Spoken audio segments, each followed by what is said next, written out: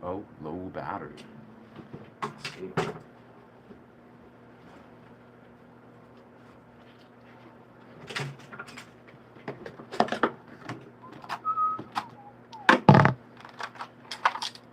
Let's get that sorted right quick.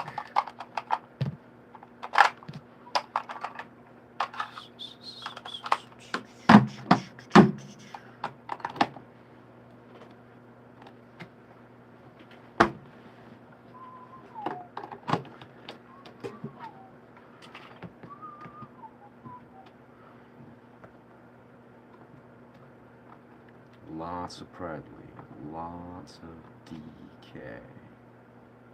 Sure.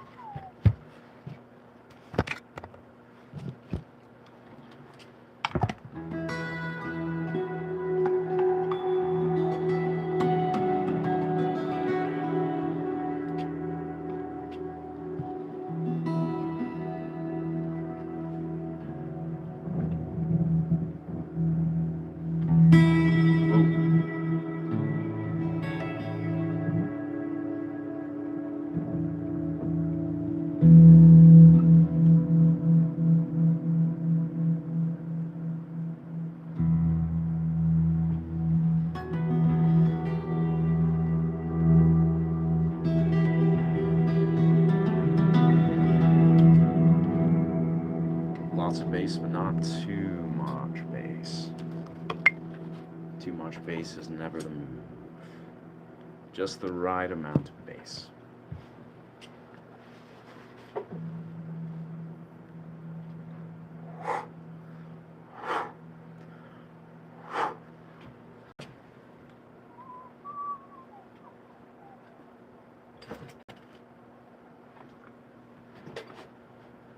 Good morning, good morning.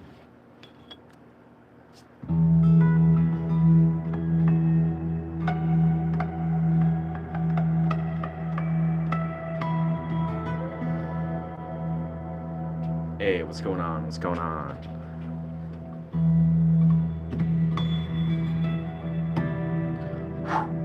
Let's see if we are in tuning here. Pretty much. Hope you guys and girls watching are finding yourself, you know, creatively inspired in whatever your endeavors are. You know, if you're playing the guitar or piano or I don't know, knitting or something, or crocheting, or creating, acting, writing. I hope and desire for it to flow like water.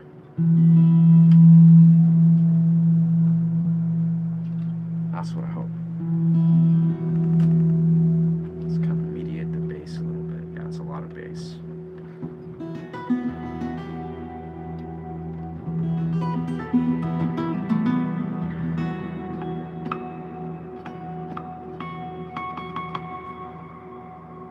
Just about got ourselves fully, I'd say, mastered. Yeah.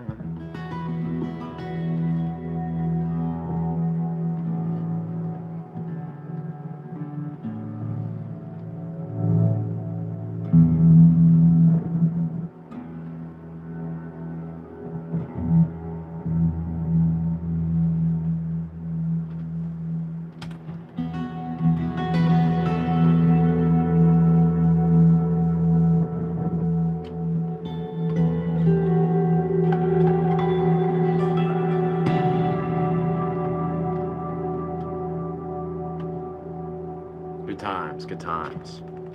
Welcome, welcome. Grip it and rip it. Yeah.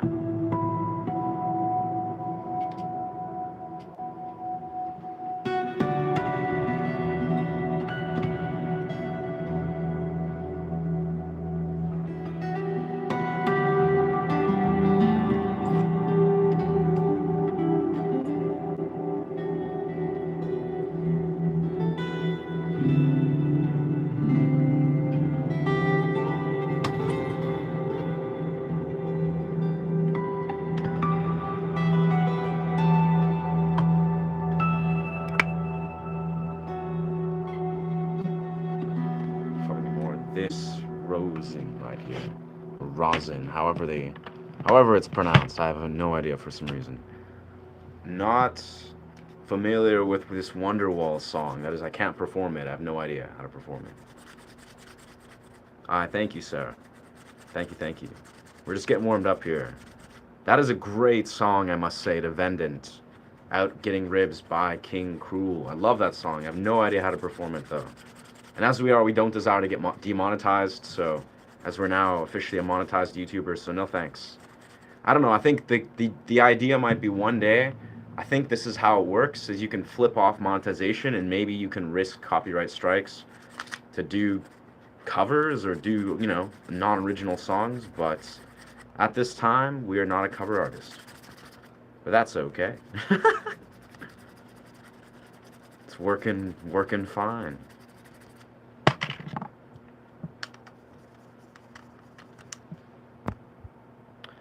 What's up? What's up, Explorer?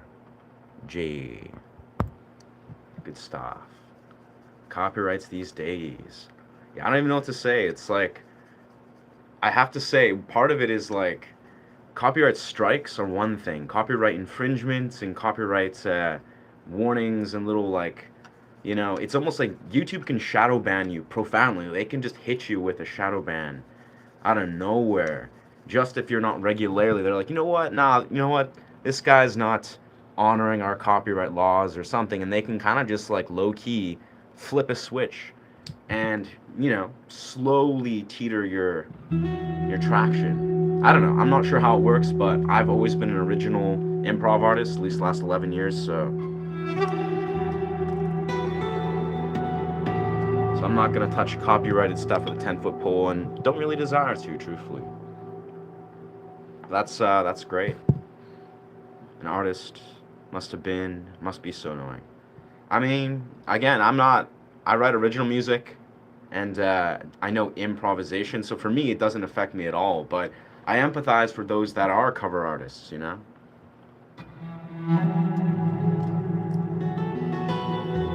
All it means is they gotta get really sneaky with it. They gotta, like, if you are a cover artist and you're like, you know what, all my livelihood is covers and you know, all the views I get is dependent on covers, it just means that you don't make money from ads, but you gotta, you know, direct your income from a different way that has nothing to do with ad revenue. And even further, you're risking copyright strikes non-stop. So I don't know. I'm not a cover artist again for, like, you know, but the idea is some people are, and it is what it is.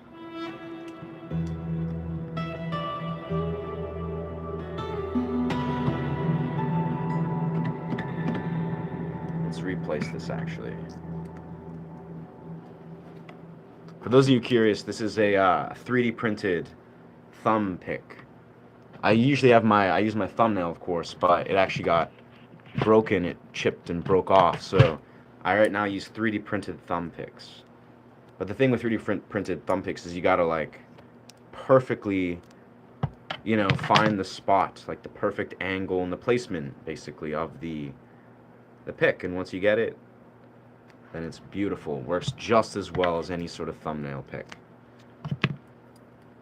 if not better, actually. And you can actually just, you know, not have to always have a massive thumbnail. You can basically always just have the best of both worlds if you don't want to have a giant thumbnail stabbing stuff and, you know.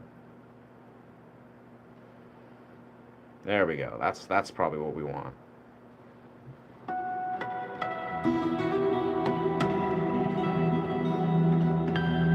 Yeah. I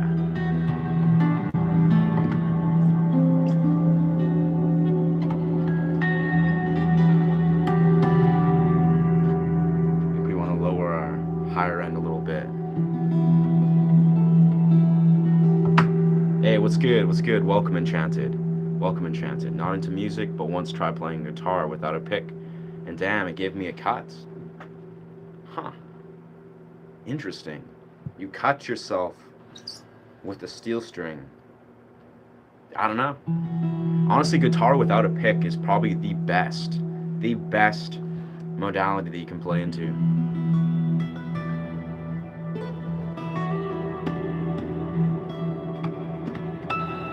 You know, if you really, because the idea is, with a lot of finger style, right? Even as you see what I'm doing is I'm very gently, almost caressing the guitar strings. Like when I do a harmonic, it's very, very precisely placed, where I'm not putting too much tension. I'm not like, attacking the strings, so to speak. I can if I wanted to, if I really wanted like a strong attack. But the idea is, even when I'm doing fingerstyle stuff, a lot of what I do is very gentle. Like I'm very gently, very intentionally striking the string. And part of it is I know, my brain just knows, or my fingers. Like I can close my eyes.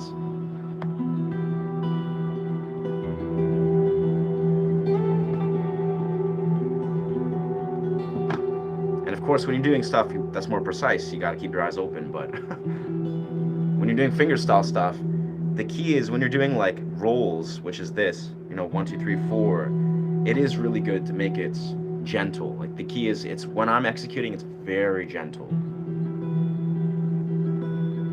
And I can make it progressively go a little less gentle to make it more.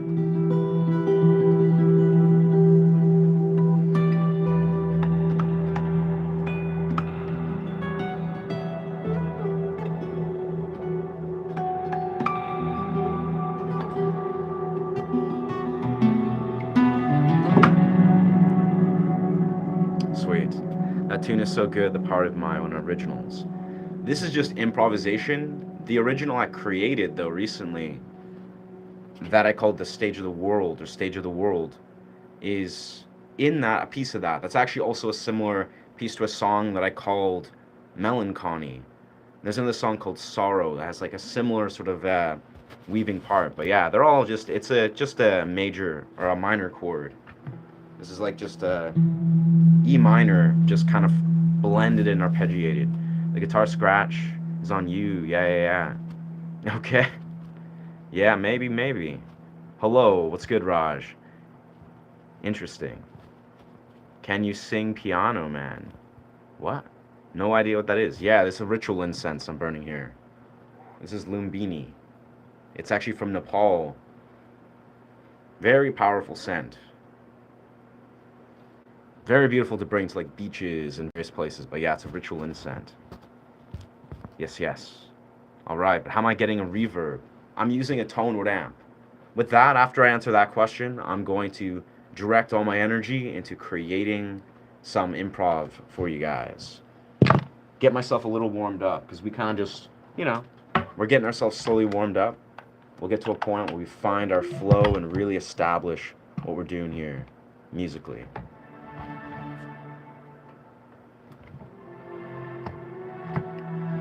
Okay.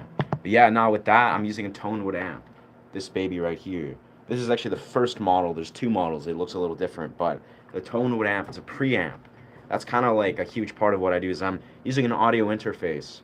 So I'm plugged into Ableton here so I can record, right now I'll probably just hit record just for the fuck of it. But I'm using a preamp. That's kind of what is responsible for part of the reverb. It's actually not reverb.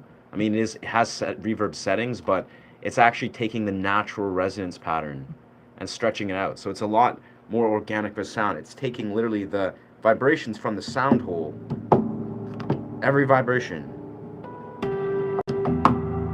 and it's stretching it out in a very particular way. It's brilliant, honestly. It's very brilliant technology. Shout out Tone Wood Amp if you're ever interested in getting to the Tone Wood Amp.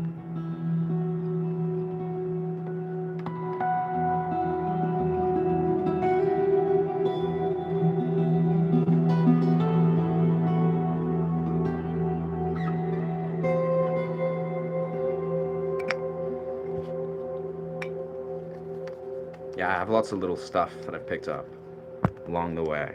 Yes. Whoa. Varun's just spitting lyrics, spitting some bars. From Tibet, those stuff with the 98 medical herbs inside. Very nice. How do some folks play songs just by ear and improv? How do you achieve that level? I would say it's not that hard, truthfully. It just requires... Some people have... what do they call it? There's perfect pitch, but then there's relative pitch. And basically, if you learn to cover a lot of music and you memorize most of the fretboard, you can basically pick up relative pitch, which just means that, yeah, you hear a song, you're like, okay, oh yeah, that's that chord, that's that key, and then you can figure it out. But relative pitch is something you can attain with lots and lots, like years and years, at least, several plus. But perfect pitch is, the one that your ear just organically is able to hear tones very, very clearly, if not perfectly. Pretty rare. Doesn't even mean that you're actually that great of a musician. You can be. If you really put in a lot of hard work, perfect pitch can translate, of course. But relative pitch is the one that people pick it up. And honestly, I don't have relative pitch, I would say. I have great fretboard awareness and, technical awareness, but yeah, relative pitch I think is a choice. Like if you're like, you know what, I want to learn how to recreate and expand off of other people's music, and you can do really cool stuff. But yeah.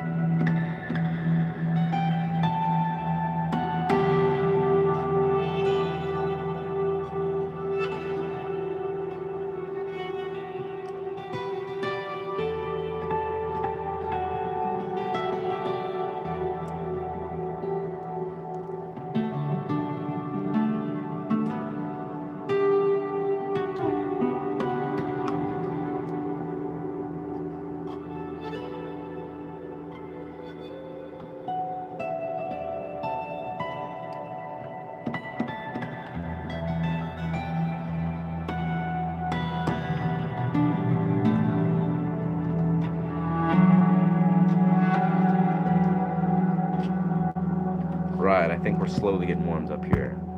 Song Virus. Not a clue, dog. Not a clue, not a clue. Yeah. Yeah, still not a cover artist, just do originals and improv. Yeah. It's a bow for the guitar strings. That it is, yes. Drinking big pot of sweet coffee. Nice. Yeah, I just finished drinking my cacao. Cacao is great. All that theobromine.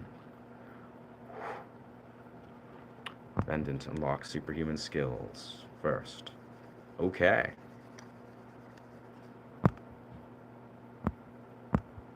Let's see. I don't say. I wouldn't say that's an answer again. Having a good brain is great, but that doesn't help with relative pitch. Relative pitch is a musical specialization. It has nothing to do. I mean, brain health is everything, of course. Like I could say, yes. I love to advocate on this channel often. Honor your body, honor your brain. Honor your health, and you can really do anything. Like really, I feel like, I kind of was underlining this yesterday when people were kind of, curious about my musical journey or where I've gone at, and I've kind of just underlined that I'm just a dude that has learned to, tap into the facilities of the body and the mind and apply that to guitar. It's not rocket science. Just a lot of discipline, a lot of hard work, and, lots of time.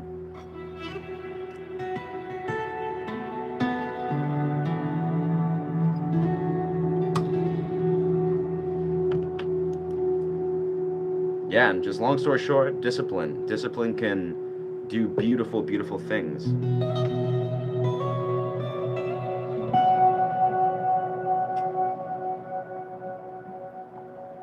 I think our tone is now properly. Yeah, we're good.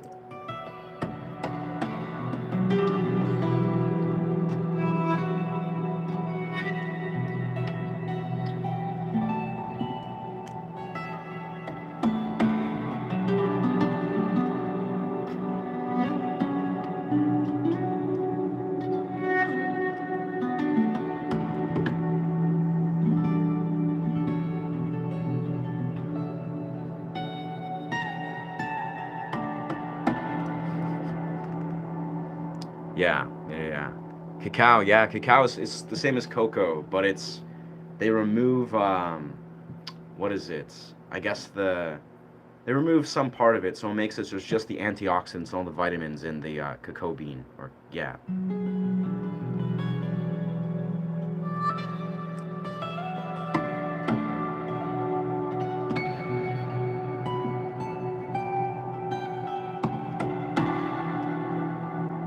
Let's find the right angle for that. It's funny. For some reason, I had very vivid dreams last night. I've had actually very, very vivid dreams the last 5, 6 nights. I've been really like increasing my sleep quality, and just somehow the depths of it have been just, I've been meditating a lot before I go to sleep. And I had this very, very potent dream last night. One of them was basically I was training jujitsu with my brother.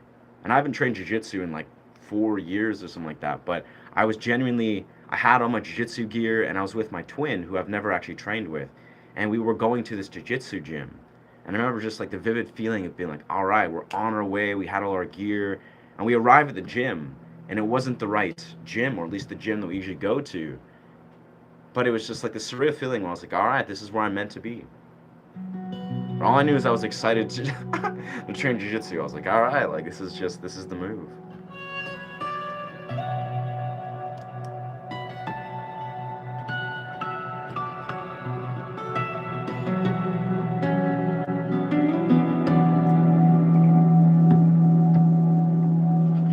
Let's see how we can lock into this. Yeah, this is what we want to do.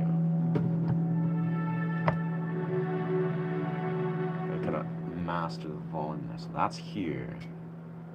Lower this a bit.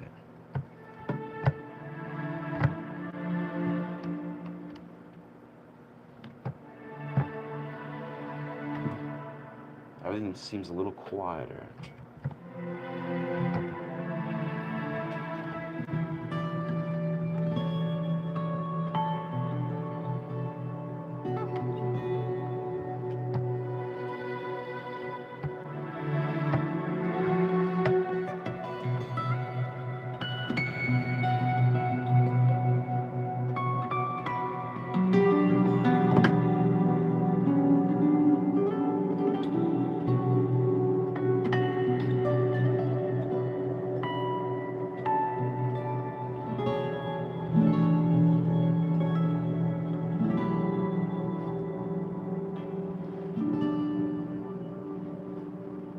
I know yesterday I was working on this interesting chord arrangement.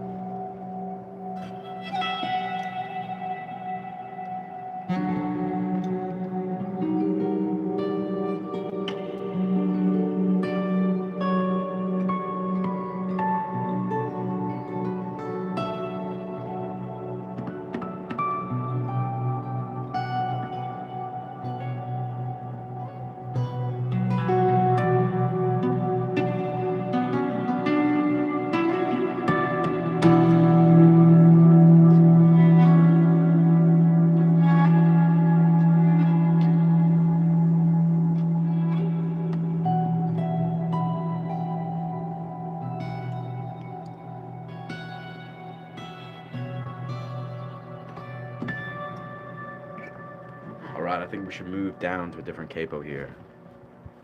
How come people asking for singing? He sometimes sings. I miss something.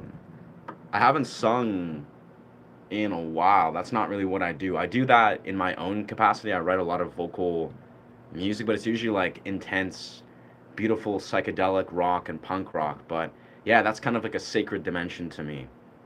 I have yet, in the future, I'll probably release. I have like a few projects that I'll do that's kind of like a band project that's like psychedelic and kind of punk rock fused. But nah, people are just asking because people, want to hear, they just want to hear what they want to hear. Primarily, the dimension of this channel is I focus doing a lot of meditative sort of sound journeys, like meditative improv. Among various things, I like to kind of just riff and create sort of musical journeys and compositions.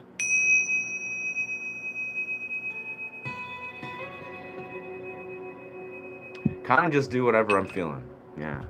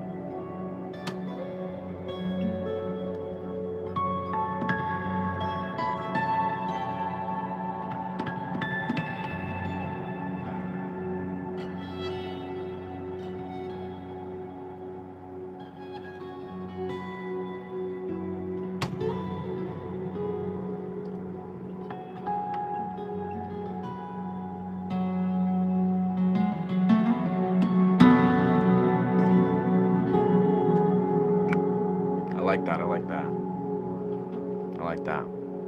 He doesn't do covers. These are random people asking the same questions.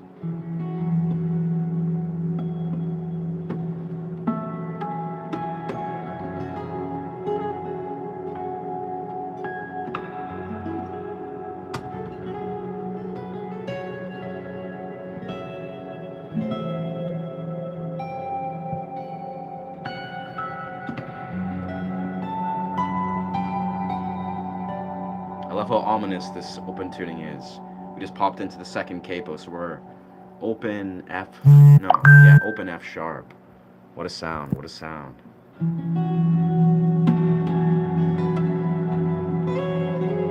Very melancholic, very heavy energy. It's beautiful. I think what we're gonna do probably the next like 10 minutes or so, because it's pretty nice outside, is we'll set up our setup to, our Black Star Fly amp. Like we'll take our roving amp and we'll go just hang out in the forests, kind of see what's going on in the forest scene.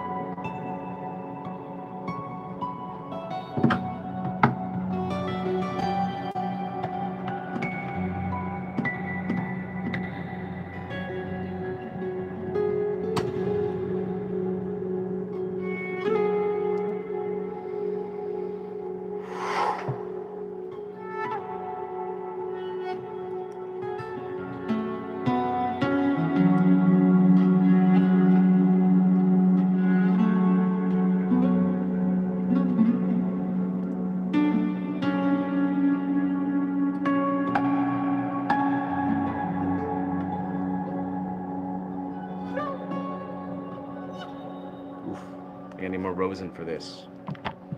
Rosin. I thank you, thank you, thank you. Appreciate that. Extelion. The moment I have hands frozen. Ah, from stress. Very nice. Fair enough, fair enough. I'm just doing my own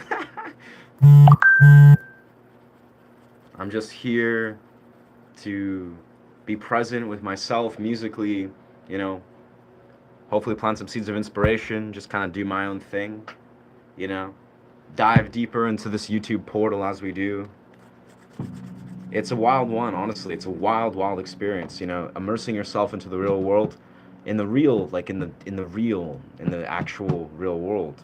And of course, you know, the YouTube sphere is kind of like a reflection of that, but it's man, what a powerful experience this human experience is when you're really like, you know, letting yourself be immersed within humanity. And but the thing is, like, that's kind of the essence of what I continually take away is our projections, our perceptions of how we're programmed to see who humans are, what humans are, is not the truth inherently. You know, it's important to just put yourself out there and have an open heart and experience humans for their fullness of what they are, not our projections, not our own sort of like one-dimensional projections of the ego and out of fear and out of this, that, the other. You know, I mean, it is what it is. Humans have the capacity to be, you know, malicious or dense, you know, just to fulfill the projections of the ego. But it doesn't mean that's what all humans are. It's important not to get locked in on their one-dimensional projections.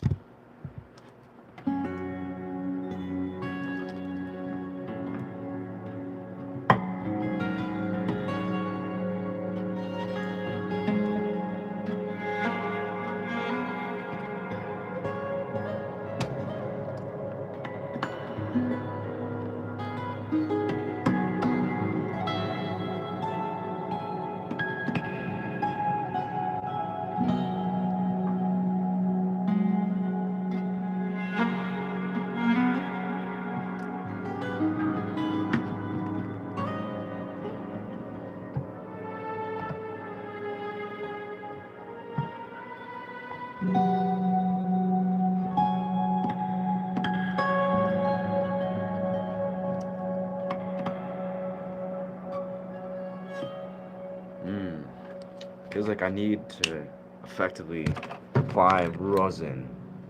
This is getting kind of...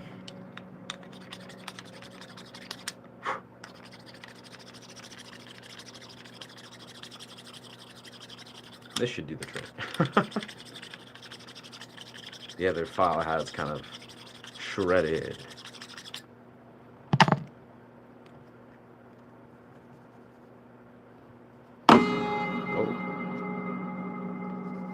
There we go. I appreciate the love. Appreciate the love. Yeah, in Asia, making music is lets the divine speak through it. That doesn't surprise me. Asian people, Asian culture is awesome, I must say. Yeah. I love Japanese culture. Hey man, can you play The Man Who Sold the World by Nirvana? Love Nirvana, but no idea how to perform it.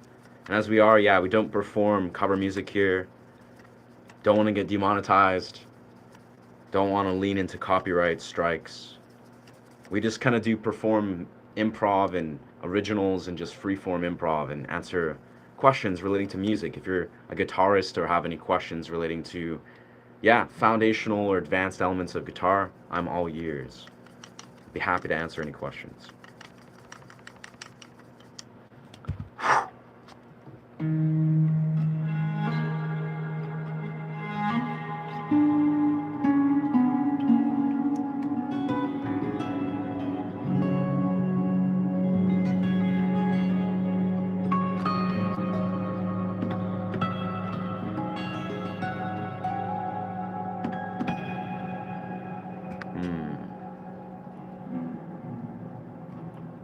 I'm really feeling the B, I feel. Open B.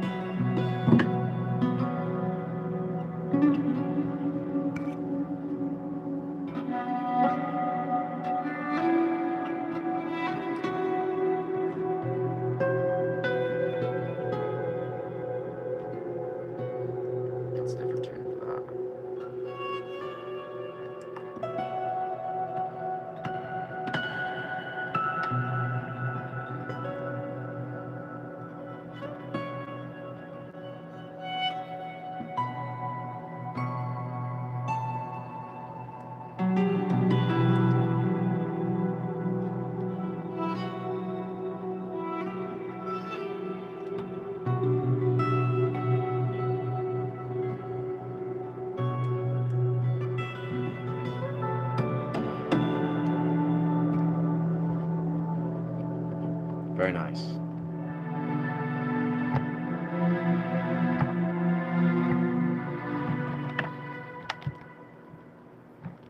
Oh, don't want to turn on the arpeggiator.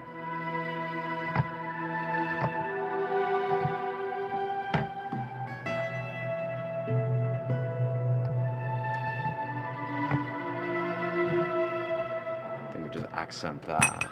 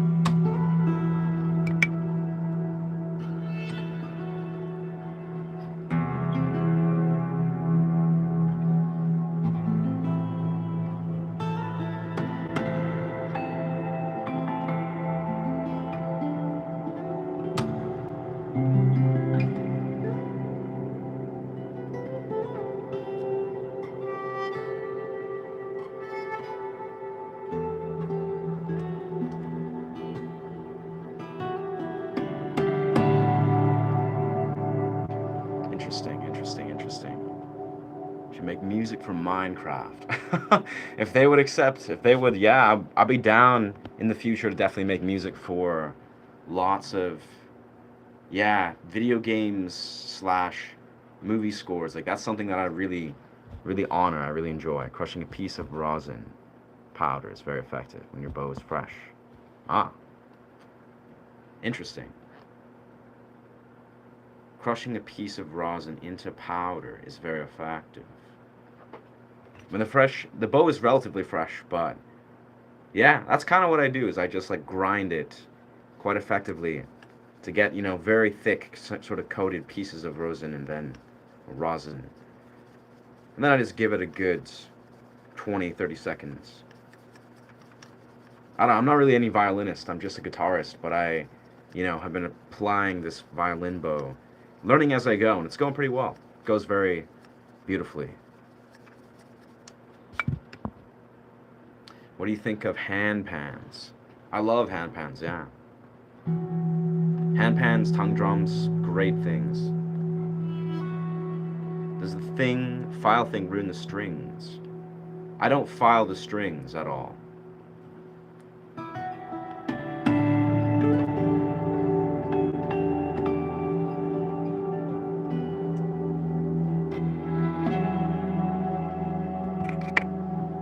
But I think if you mean like the violin itself, no, it doesn't do anything to the strings actually. Because the strings are steel, and it's just horsehair, if you mean that.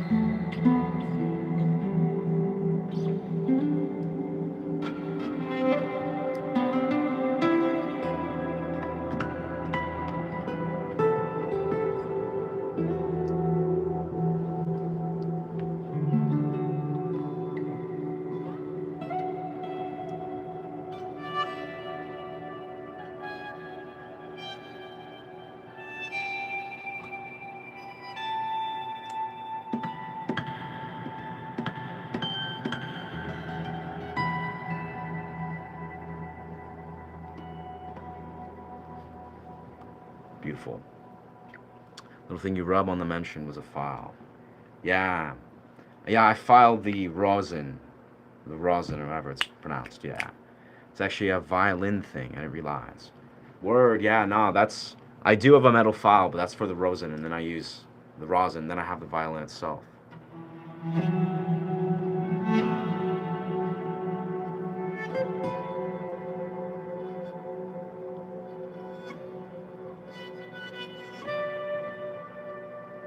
Seems a little bit like frayed somehow here. Ah, I see the AMF. Ah, I see what's going on here.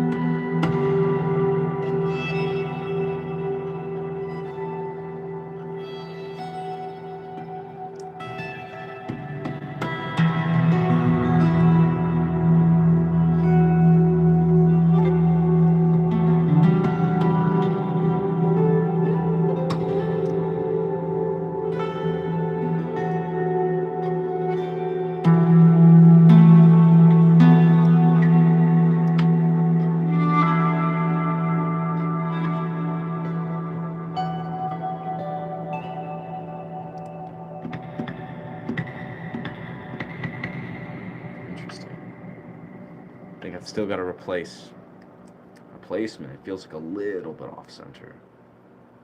That's the one thing for, you know, for the having a thumb pick. You know, when you have a naturally grown thumbnail, it's perfectly always in the same place always, of course.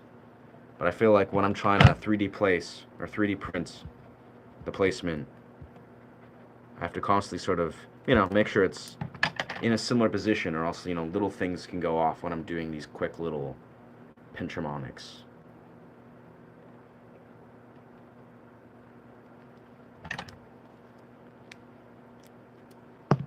It's working perfectly though the last 2 days, definitely.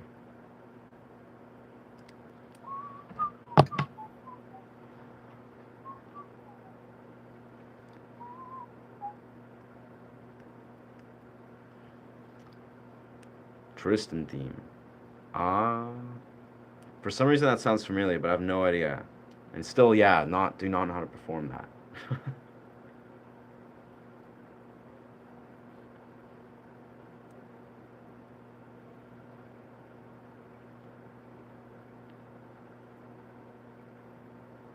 That looks solid. Beautiful.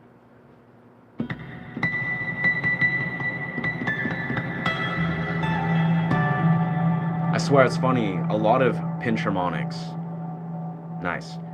A lot of pinch harmonics is very psychological, I've noticed. Like if you're doing, you know, these babies.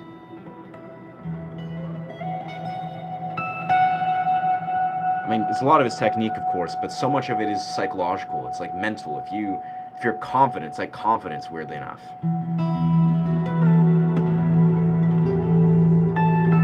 You just gotta like trust. You don't have the time to look. Majority of the time, you just gotta have confidence. Be like, all right, I'm going to place the right place, even if you're not looking.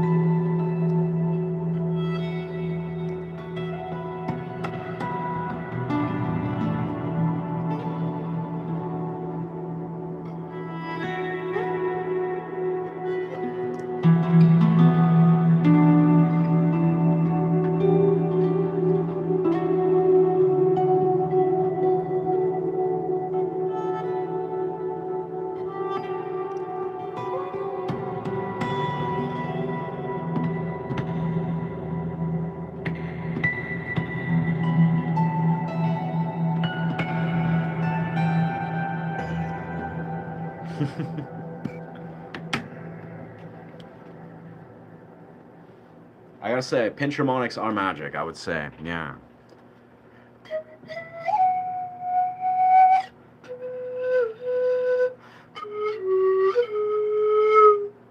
Search Mizrab using a sitarist. Right. I've been using a UT on my guitar alongside guitar bow last 2 years. Huh. Okay. So you're saying you're recommending an artist or sitarist, you're saying? Worth a shot. Always looking. I mean, I personally found myself not that resonant with sitar. It just doesn't seem like it doesn't have. It has a lot of. It's a beautiful sound, but playing it doesn't really seem that appealing. Opposed to a long list of other sort of elements of music that I really desire to incorporate. But I'm interested. Ms. Rob. Yeah, I've actually been trying to incorporate the violin bow in here for probably about 2, 3 years now. Sitar explained. Mizrab does sitar. Oh, fixes one Mizrab mistake. Huh. Rishi, dear Mizrab. Are you talking about... There's a lot of Mizrabs that are popping up, it appears. Are you talking about Rishi, dear Mezrab? No, it's Mezrab. Mizrab Records. I'm going to assume it's this guy. I don't know. Huh. All I can say is this looks like a bunch of talented, fairly talented musicians. Huh.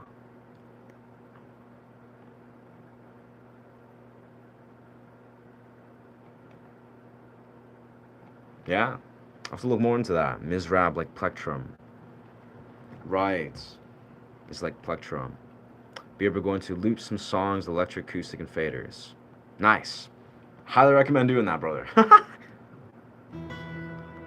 Ah, okay. Mizrab's a steel wire. Huh. Gotcha. Never heard of it. Mizrab. Steel. Oh, okay, so it's something that's quintessentially used for the sitar. High grade, plastic wrapped, metal sitar, Mizrab handmade. Huh. Interesting, interesting. Okay, I see. I see what you're saying now. So it's some sort of Indian instrument type. Gentle sized Mizrab plectrums for an Indian sitar. Huh. Never heard of that. I'll have to look into that. Yeah, thank you for the recommendation, my guy. Yeah, if there's anything I can say confidently is that the Indian musicians are very, I'd say, developed. Like, they have a very developed, I'd say, culture of, musical domains. Like, they have a lot of interesting things I think we can learn from. Most definitely. So, always curious to learn more about, like, the Indian sort of music culture. Not a thing I'd actually take personally a whole lot of inspiration from. I mean, I think I would love to pick up certain Indian, maybe flutes. Definitely some certain Indian flutes. But, yeah, always open to learn. Always open to incorporate more. Hey, let's go.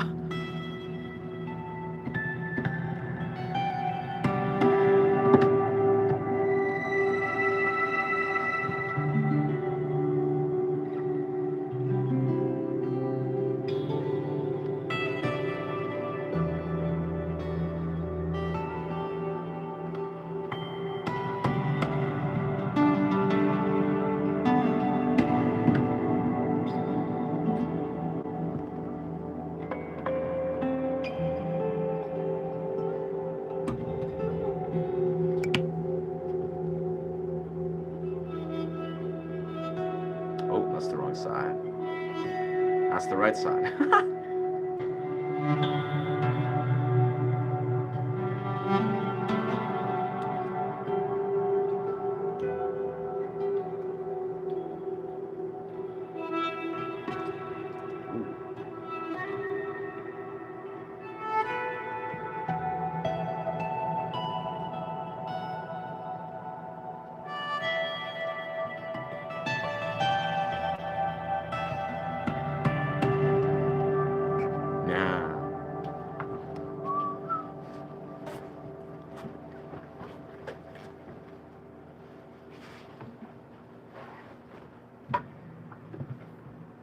Right. Drop my guitar video on your video.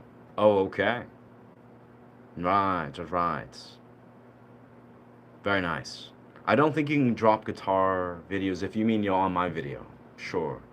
I mean, I would say, just respectively, I don't advocate self-promotion. Like, that is, it's cool. I love honoring what you're doing. I love you have something to share. I'll go check it out, brother. But I really just want to steer clear from enabling people to, feel the desire to just unconsciously self-promote. So no matter, like, I appreciate you sharing that, brother. I'll definitely give it a look. I'll look into your channel and check out what you're doing, brother. Like, I appreciate that. But yeah, I really want to stray away because just historically, I feel like it leaves a bad taste in my mouth, and I feel like historically people that I've just like fixated on self-promoting have really revealed that they always sort of have some sort of agenda. Not saying that's you, brother, but I just want to make that clear. A clear boundary is no self-promotion.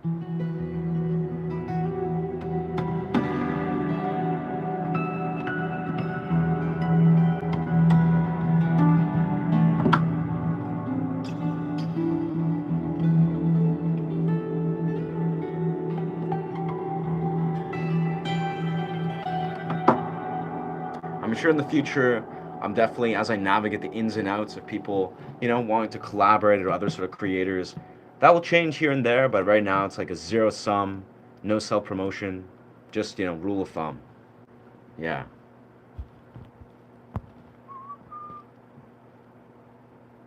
Very nice. Yeah, bro. Well, I don't. Let me just, yeah, give me a second here.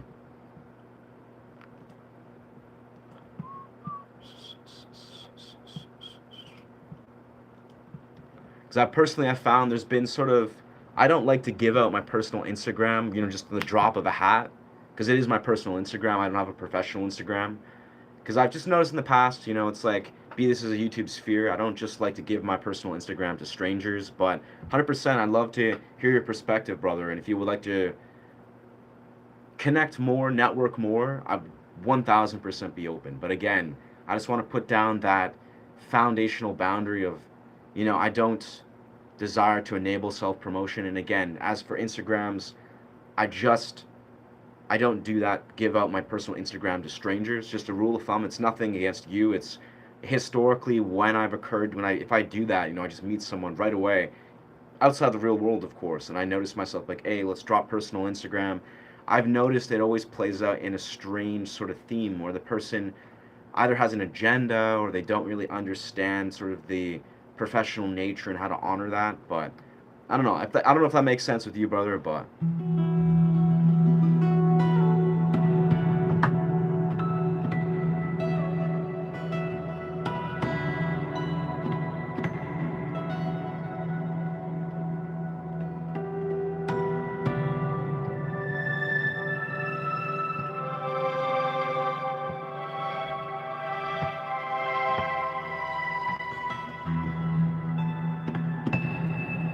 Very nice.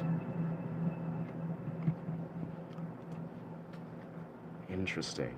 Looks like the weather is kind of going on a wild flux right now. It's like windy, but yeah, I appreciate that, brother.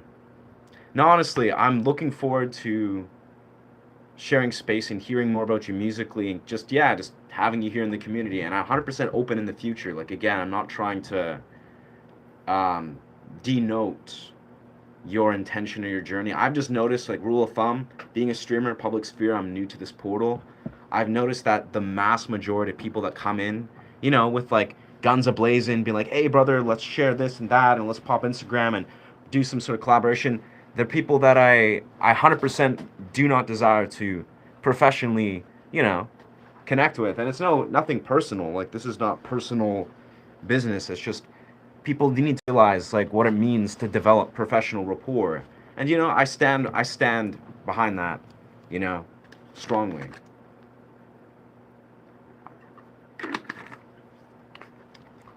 I appreciate you sharing though. Yeah, internet's a dirty place. Yeah, it's not even the internet. Like, the internet is the internet. Like, you're right. Internet's an unhinged wasteland, so to speak. But what I've noticed, because I've only been doing the streaming thing for like 7.5 months, in my entire life. Like, it's like I literally have gone from zero experience streaming, had zero desire to be a part of a streaming sphere, and just be like, you know what, I want to create this portal with intention, you know, putting my music, growing my YouTube channel. And I've come to realize very quickly that, yeah, not everyone that, you know, tries to reach out and be like, hey, let's connect, let's do this and that, has good intentions. And not even about like them as a person, but on a business level, they have agendas, or they just, you know, they're immediately trying to like sneak in this kind of weird backhanded agenda that has really, I don't want to touch with a 10-foot pole. I'm like, yeah, you know what? I'm just going to do my own thing as I have, you know, grind it out, let my music speak for itself. And in the future, as I develop professionally, I would be happy to continue to develop with other, you know, content creators and professionals, but it is what it is. So I think with this, we're probably going to go now to the forests. We're going to take ourselves and our portable amp, and we're going to hop to the forest. It's kind of overcast right now, but this is actually perfect weather to do a cold plunge. Yeah, I appreciate your understanding. I appreciate you listening, Doc. Again, it is what it is. Like, I don't think, you know, people that don't understand the ins and outs of how to operate business integrally, I don't think they're bad people. I'm sure they're chill as fuck and they're dope human beings, but business wise, I wouldn't touch that with a 10-foot pole. But it is what it is.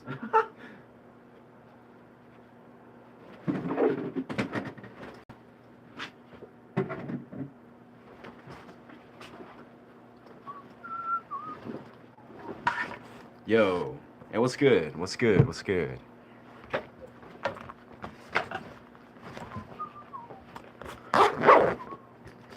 It's actually, yeah.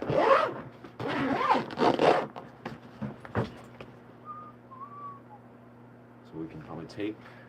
Yeah, I can't tell if it's about to rain or if it might potentially rain out. Hard to say here. What's poppin'? What's poppin'? I'm leaving to the outside world. Yeah, that is. I'm going on the stream still, but I'm taking the stream to the forest. I gotta check though. It's trippy. It's looking overcast right now. It's overcast, so it's interesting. I'm definitely gonna equip myself, assuming it's gonna rain maybe at some point, but basically we're gonna go in the forest, do some meditative guitar improv, you know, with our portable amp. You know, basically we're exercising and practicing our busking act in full effect in the forest. We're gonna improvise, you know, to the sounds of birds. See how the birds are doing, how the birds and squirrels are doing. That's kind of the intention here. It's like, hey, let's see what the birds are doing. Because they're always doing something cool. You know, maybe we'll bump into some owls. Who knows?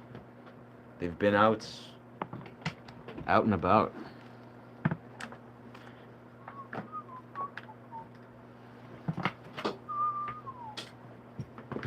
It's crazy though. I was at Kitsilano the other day, you know, 2 days back, which is like a little beach area. It's like a beautiful sort of beach community, you know, in the Lower Mainland. And man, so many cool people there. Like, I was just enamored with, like, I immediately met such interesting humans, a lot of musicians, a lot of just beautiful souls.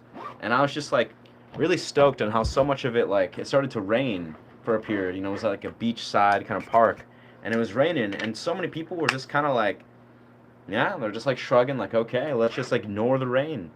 Like, it wasn't like coming down like crazy, but it was raining. It was like full on, like a half-assed kind of rain flow. I found it great. I was like, I'm happy to be here, and, you know, just play panflute and go for a cold plunge in the rain, whatever. But it's like so funny. Most people are just not phased. They're like, nah, we're here for this. Like, we're committed to this beach day, even if it starts to rain a bit. And I love that. I was like, you know what? That says a lot about these humans. Okay, let's actually go over here.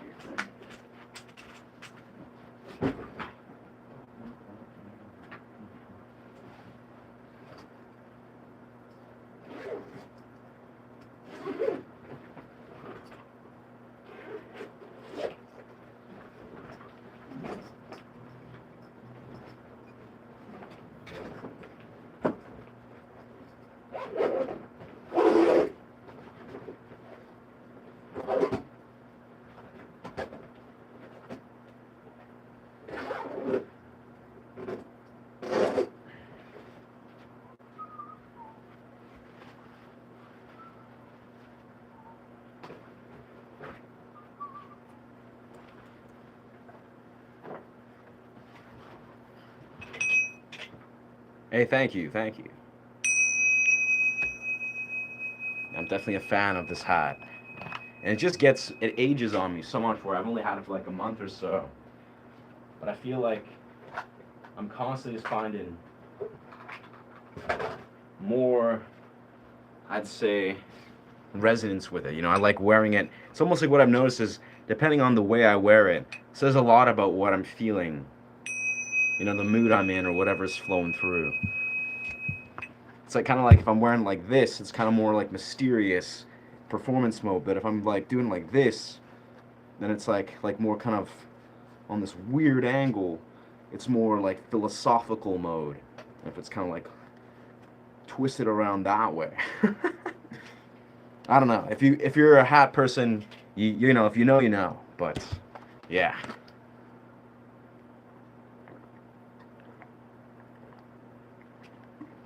The way you wear a hat brim, I feel, says a lot about where you're at or what you're feeling energetically. All right, I think we're golden. Let's get out of here.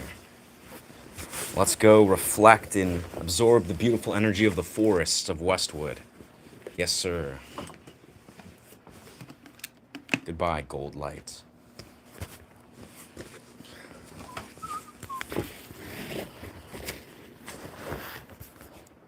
Okay. Why, thank you, brother. Honestly, deeply appreciated more than ever. I mean, it's funny how... Still no rain. This is good. This is good. I like this. Yeah, I deeply appreciate that. We're on the quest to get our first YouTube payouts. That means a lot, brother, honestly. It's like, I'm in this place where we have to get $100 total to get our first YouTube payout. And we're at something like unregistered, I think $70 or something. We're at like $70, so really close. I think by the end of the week we'll easily hit our $100 mark, but yeah, just a little ambiguous goal that, you know, just has no real merit. It's just kind of what we like to set our sights on. But thank you so much, brother, honestly. W. Wow. This is trippy. It's like beautiful out, but you can kind of see it's looming overcast. Perfect time to be in the forest, though, I must say. Do you know any words in Polish? Polish. I can't say I do, truthfully. Can't say I do. I do have shoes, but yeah, not today. I'm rocking the sandals, the Nomad sandals. These are actually very expensive sandals.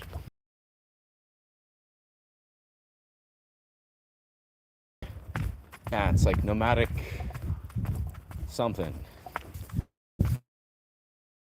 Journey or something like that.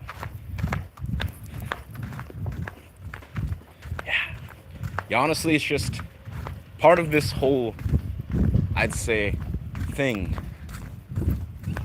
Hello. But yeah, part of it's like, I think just bringing back 18th century hats. Like, you know, you see like Sherlock Holmes, right? Weirdly enough, that's where my mind immediately goes. It's like, when you watch Sherlock Holmes, right? It's like whatever 18th century, everyone's just rocking hats. You know, they got like big mustaches and suits and coats and hats. And I'll be honest, I think that is how it should be. I think that's something we should 1000% bring back. Just really trippy, expressive hats and trippy coats. So we're bringing them back, baby. Bringing back the kind of 80s, 18th century energy with hats and all that stuff. Just one step at a time. The journey begin. Yes, sir. Or ma'am, I can't tell. Anybody shoes with that? Yeah. The beanie is just for comfort, honestly. It accents it very well, but yeah, I'm actually gonna buy and design a couple beanies that are gonna fit a little better. But that being said too, I think I'm actually gonna get a haircut in the next week or so.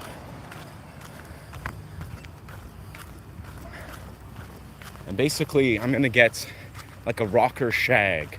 I don't know if you guys are familiar. It's kind of like mid-length, long hair, but it's purposely trying to emulate kind of like a Jim Morrison shag, but even more crazy. I'll be honest.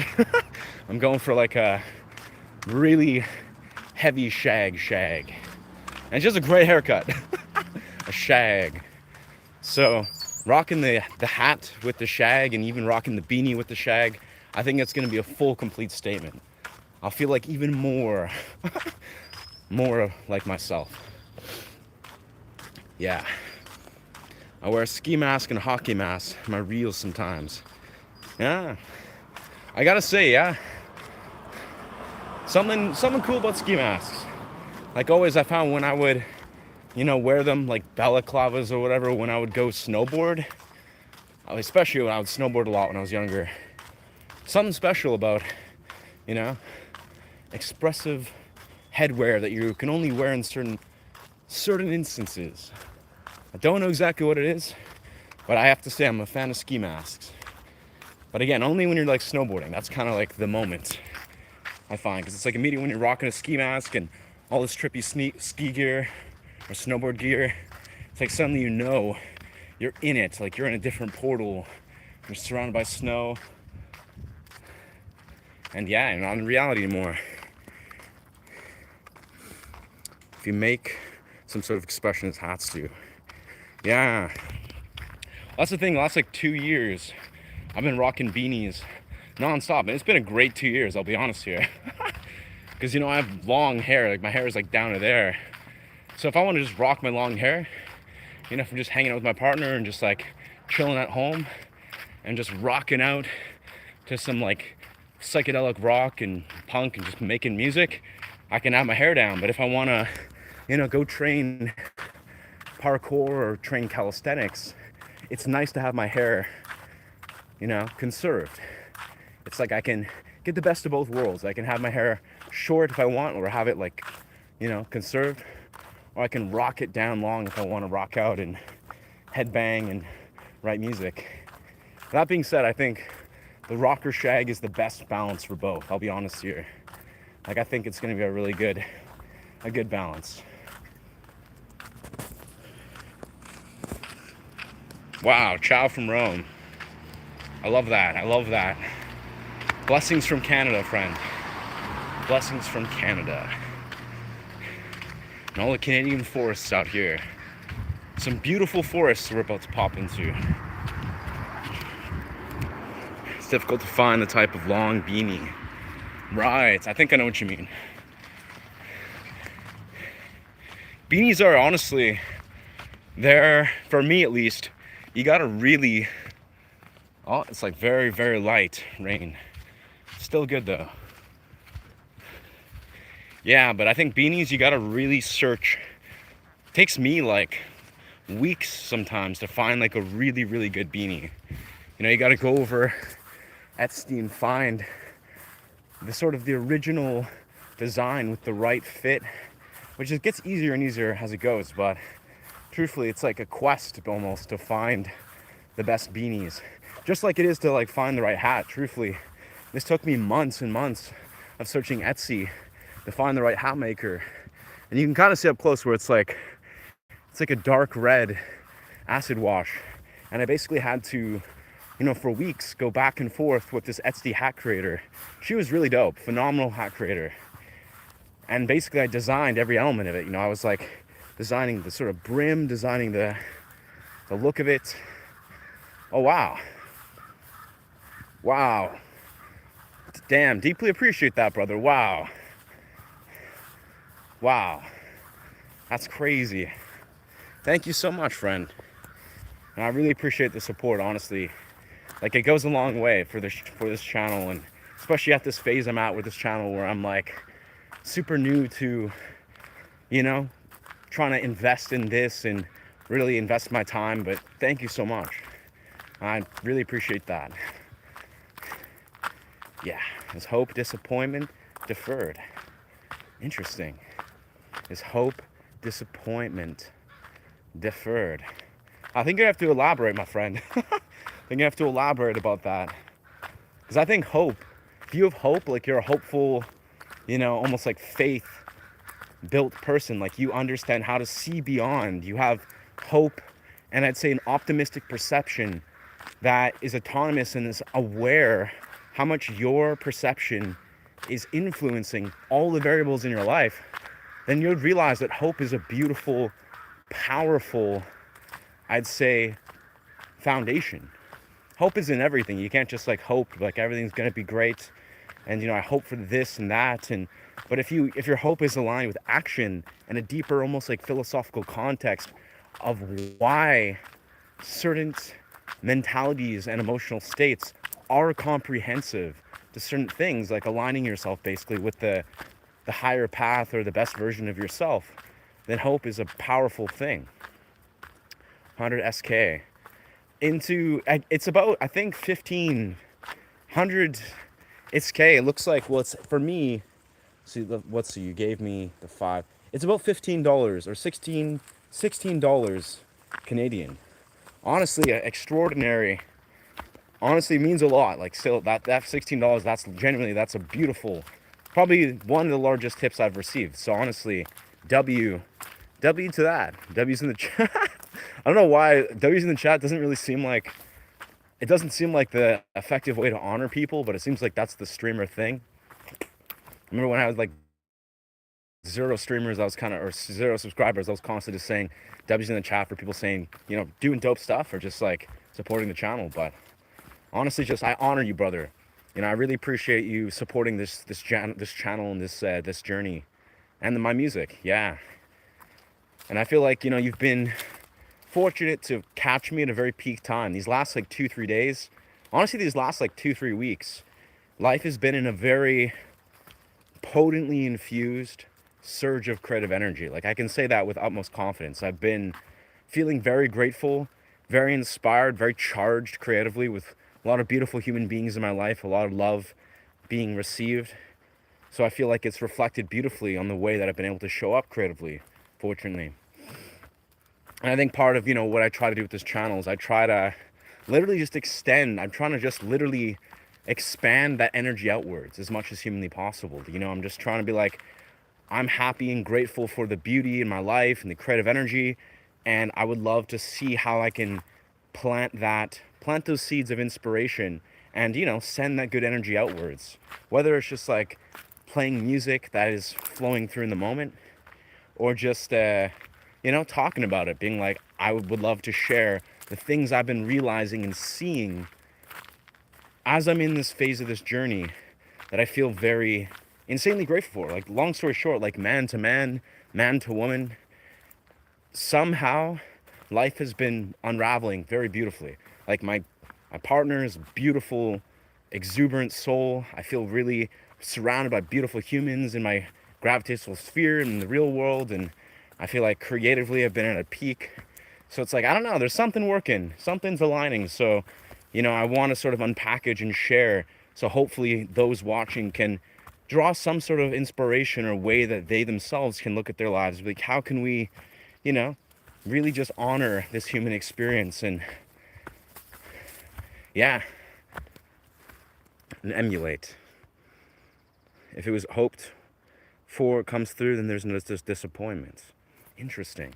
If what is hoped for comes through, then there's no disappointment. Yeah. Yeah, I'm trying to unpackage exactly the context of what the question the homie was saying. So, is hope, let's see. What if what hoped for comes through with no disappointments? Is hope disappointment deferred? Do you mean deterred or you mean deferred?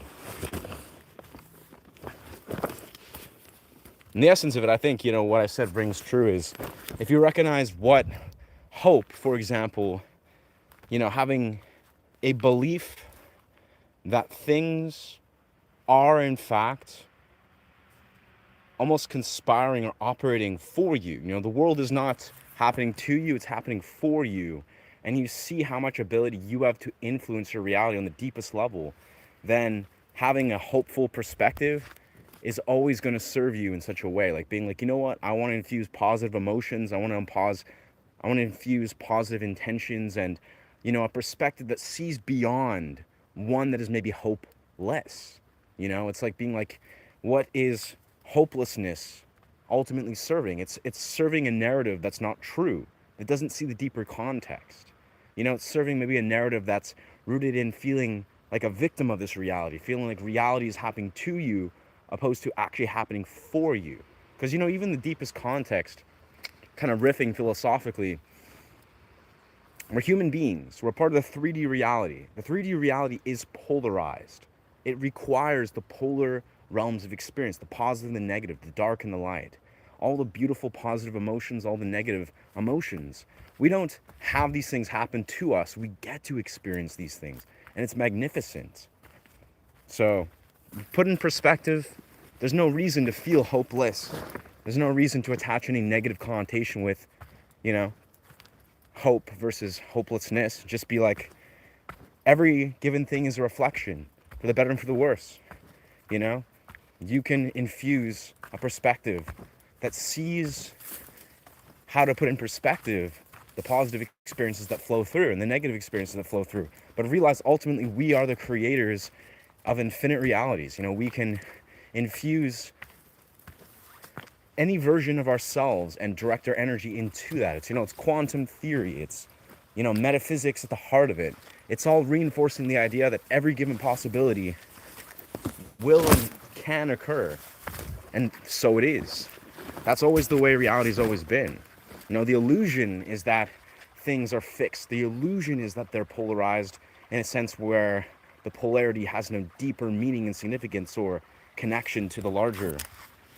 But yeah, anyways, food for thought. I think it's around 10. I don't know the exact numbers. Ah, it's Swedish. That's phenomenal. I must say, I have a deep desire to go to Sweden. That is Iceland. I would love to go to Sweden.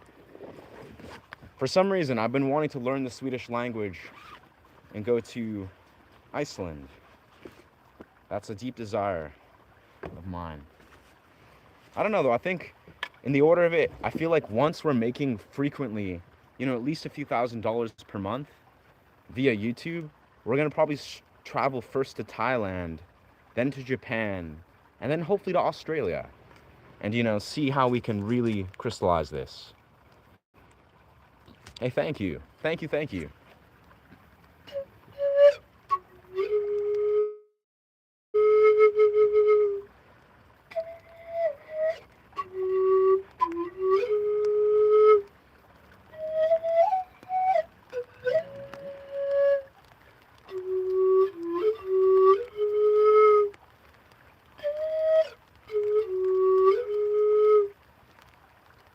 Looks like it's starting to lightly rain here. This is perfect, actually. I think you're doing freaking great. You seem to be grounded, nice person. Will that ever make enough money to pay the bills? I don't know. No. That's fair. Yo, thank you. Thank you, Danksy. Appreciate that, brother. Honestly, I agree. I'll be honest, I came to this conclusion recently where it actually doesn't matter in the larger construct to me, necessarily. Let's actually, I think it is starting to rain. We're gonna sit down. This is actually a chair I made. Basically for this exact occasion. This is my cold plunge spot that I go to. But I made this chair that I like to implant. I made this in high school, in carpentry class. And then I just brought this chair. Let me find a good spot. I brought this chair to my cold plunge spot in the forest. Just for moments like this, where it's like lightly raining, and I'm like, you know what, I want to chill in the forest, but not get soaked by the rain.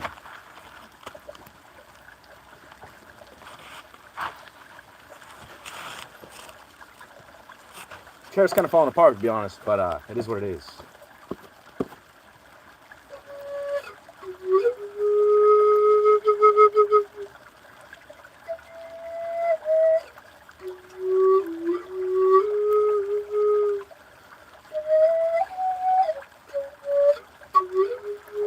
Yeah, but no, long story short, I think I personally would be at peace, but even if it takes me years, which I actually don't think it will. Like, even if it takes me like a year and a half, you know, in a larger scope, to cultivate my journey, cultivate my community, you know, really make beautiful strides in my life, and eventually, you know, YouTube starts to like hit some traction. I'm like, oh, whoa, I'm receiving a full-time income from long formats and this and that. Even if it takes that long, that is still inevitably success. Like, that's the bizarre thing, is like, inevitably, you think about it, like, you know, if I'm working other jobs, or I'm making, you know, passive income, or I'm making active income, not passive income, through streams, best case scenario, or worst case scenario, absolute worst case scenario, I'm making like a small amount of active income through streams, you know, which is what ad revenue and getting sponsored basically produces. That is still an extraordinary scenario where income is being produced alongside, you know, various other powerful portals being opened. And then in the long term, like if I were to look at it like a year and a half, or 2 years, then eventually I'm starting to make full-time income beyond on YouTube. That is the journey. I actually think I'll make it a lot faster, because I feel like the amount of energy and effort and the way that I conceptualize how one succeeds in YouTube, I'm pretty confident it's going to happen a lot faster than. But if I was in the worst case scenario, it takes years, that's okay, truthfully. And yeah, it's like I could, you know, pivot into various things and still make money this and that the other way, but I don't know. I'm pretty confident that it is what it is. Yeah. It's all about intention, I feel. What's going on? Arthur, get back to the camp. We need money. Interesting. I'm assuming that's a song, dog. There's always hope no matter what. We have to put those back out into the universe. Yeah. See, this is the thing, is beyond... I really think being a YouTuber is more so like a very, I'd say, spiritual journey of... You can succeed, but it's a matter of, will you give up before you actually like make this successful shift? You know, and I think it's a very psychological thing. And I'll be perfectly honest, this is not a new thing to me, right? This is like this is a thing I've been doing for most of my life. I've been doing this with guitar. I've been doing this with, basically, most of my life I've been leaning into near impossible feats, things with very high learning curves. It's not a new endeavor to me to see how this applies. But for something like YouTube, truthfully, for something like YouTube, where not only is the ceiling of what you can achieve so infinite that it's always going to be worth it, but it also happens to be one of the most fruitful ways that you can invest your time and energy into, even if you're not, making some powerful materialistic metric, which is also a distinct possibility. It's like there's such a high payout beyond the money that is worth whatever X amount of time one would put into it. If you're really, that's your path, and it infuses and complements your journey. And it's just almost like a bizarre thing to consider, is like, there's few things that operate in that same fashion. Like, I've thought about this a lot, especially when we're talking about relating to money. There's so few endeavors that have such a high ceiling of translation, of benefit, of whatever. But again, if we're talking about something like, you're learning the guitar, you learn the guitar, or you train a athletic pursuit to attain or obtain non-tangible rewards, basically things that you can't measure with money per se. You can't measure with a tangible metric. That's how a lot of the way, if you play guitar, the things you're learning, the lessons you're learning, are not something you can quantify with a universal metric. That's just the way it is, right? And now, sure, someone could be like, oh, this guy's played for X amount of time, what they do musically is extraordinary and is recognized and is validated or whatever. But the reality is, the majority of how you do something like the guitar, or maybe you learn something like athletic training, or I don't know, you learn how to dance. Dance is another powerful portal. These are things that are not tangible things. They don't have a tangible quality to them that you can, quantify. Like, but this is worth that much amount of money. But they still have value. It's just value that's far beyond what the, tangible material world tries to associate. And this is the thing, if you understand a single thing about, quantum, that is metaphysical philosophy, the vast construct of how we, as human beings, are influencing and manifesting in the reality that we live in the larger cosmos, and everything that influences it, is in the non-material world. Like, I can't emphasize this enough, because everything points to this if you really make sense of this. If you have a single blip into how metaphysical philosophy operates. Oh, it looks like the rain has stopped. The non-material is what we are made of. The quantum particles that we are made of, that isn't everywhere in the universe, is 99.99% repeated, of course. That's the non-material world. The things that we can't put into tangible sort of material constructs and boxes. The material world is literally just a 0.0000% one repeated, or 0.01% repeated. That is the material world. That's what you can tangibly quantify. That's what you can materialistically, attach value to in a material way. Like, it's worth this amount of money. It's a metric that we can quantify. The things that are unquantifiable is the vast majority of how things are actually being influencing the larger constructs of everything that's unraveling and manifesting. So if you think about that, what grander of an investment is there than investing in the non-material, investing in that which cannot be quantified, that exists beyond the material? Learning something like dance and guitar, learning how to grow a community portal, these are things that don't exist in the regular quantifiable, quantifications. You can't be like, oh, but that's worth $100 per hour, infinite fold. It's just there are things that penetrate the very essence of how we quantify and associate value to things. And again, if you understand a single thing about, just the material world in relation to the non-material, in relation to what is the quantum, what is, quantum particles that we're made of, there's the material world versus the non-material. The non-material will always be 99.99% repeated of all things and how it's being influenced and manifested. Never will change. We can take a vast array of perceived value from the 0.000% or 0.1%. The material. We can be like, we can all collectively agree the material world is all that is. It's worth everything. It's all we are dedicated and devote our lives to. That never changes, though, the vast majority of what the deeper truth of what the non-material is and how it's actually influencing the greater construct of how things unravel. And that's a mind-boggling thing to understand. And money is in the material world.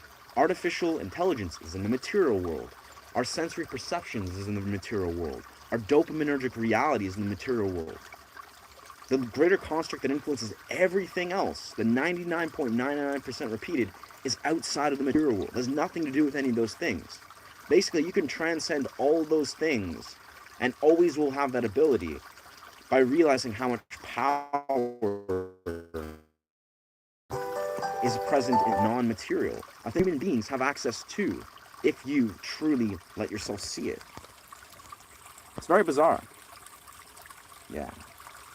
So what he means by asking if hope is disappointment deferred is he means if your hopes don't come true in the future, you're more disappointed. And then deferred, yeah. Yes. Yeah. Yeah. Yeah, I had a feeling from the context. What he was saying. And weirdly enough, that's where I kind of went to that, little tangent where I was like, let's take a moment to actually understand how much one fundamentally understands the nature of, well, how much ability the power we give words and our beliefs actually have. And yeah, let's observe the nature of hope versus hopelessness, because absolutely it's asking how disappointment deferred means that if your hopes don't come true, then you're disappointed. Yeah, that's it encapsulates exactly what I said. Is like, why give weight to hopelessness, being victimized by the things happening to you when you're literally a belief and a mentality shift away from realizing that just because you hope for something or you have a one-dimensional perception of how you think things operate doesn't mean that actually influences everything. Like, you could be like, I'm deterred because my hopes didn't come true. Now I'm going to give weight to hopelessness. That's a conscious choice and a belief you're instilling. It has nothing to do with how any of these things are operating. It's like basically you're choosing to operate from a belief system that believes because of X, Y, Z didn't come true, then now therefore hopelessness, is the emotional response. You're choosing to have that emotional response. You can basically break that model open and be like, you know what? I desire to develop any dominable will. I desire to associate failure with success. I desire to basically be like, you know what? I'm not going to let myself get deterred no matter what. It's a mentality. It's a mentality that you have to acquire. And long story short, like, I kind of want to be a little bit like blunt. It's like all your hopes and your dreams, or your idea of this illusion of what you think in your reality is putting so much energy and not trying. That's an illusion. Like, if you're a man, a full-grown adult, you got to realize that, yeah, like, you just got to try harder. You got to apply yourself more. Like, you got to really, like, grow up and look at reality and be like, you know what? I'm not going to let things deter me. I'm going to take charge of my life and take responsibility for my reality. Without being, again, like, throwing salt or, denoting the homies' endeavors, is sometimes as an adult, as a full-grown man, you got to take responsibility for reality. It's like, man, my life isn't as this and that. You don't let your hopes impact your perception and your ability to just apply yourself, right?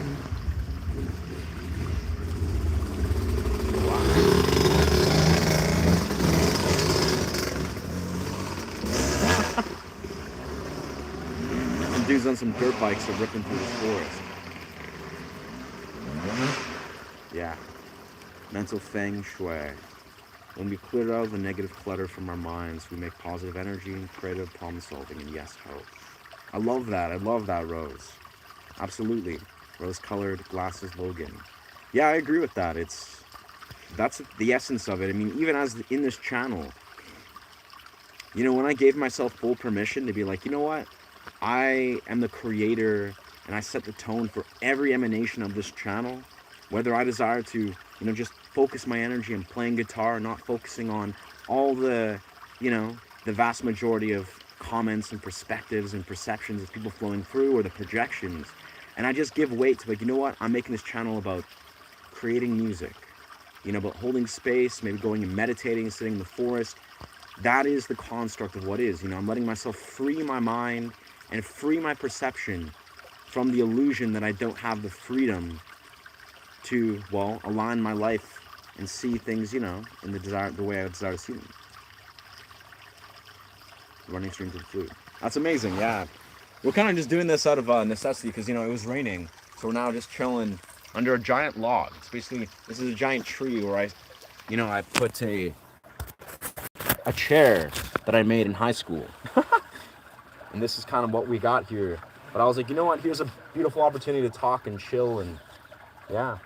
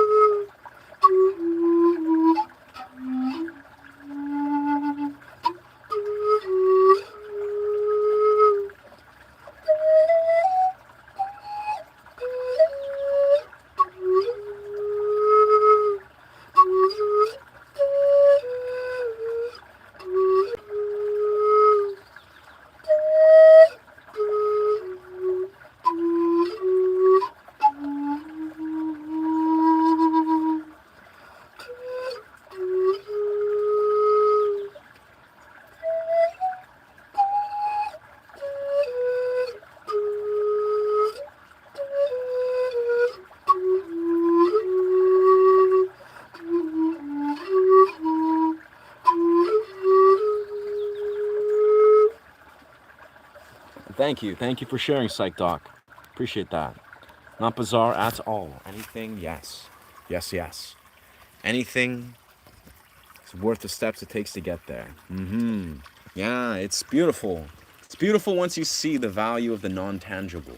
Like, it's a bizarre world we live in where, without getting too philosophical on a billion different tangents, we as human beings, a lot of us, we fixate so much in the material world. We gravitate our beliefs. We're trying to heavily reinforce the idea, but the material world is all that is. I gotta make this dollar bill. I gotta associate this with that, associate with the things that I can grasp in this material world.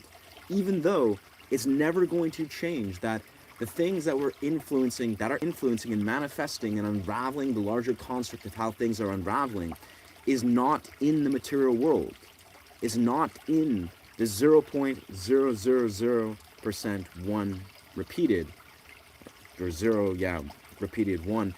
It's basically the material world will never outweigh the non-material. Like the way that we can influence, and really doesn't matter how much money you make, how much objects you hold, if you do not have an ability to basically try to lean into and attain things that money will never buy, you will always be poor. You will always be grasping at something. You'll always feel scarce, because the material world that you can attach metrics and monetary value to is only a slim fragment.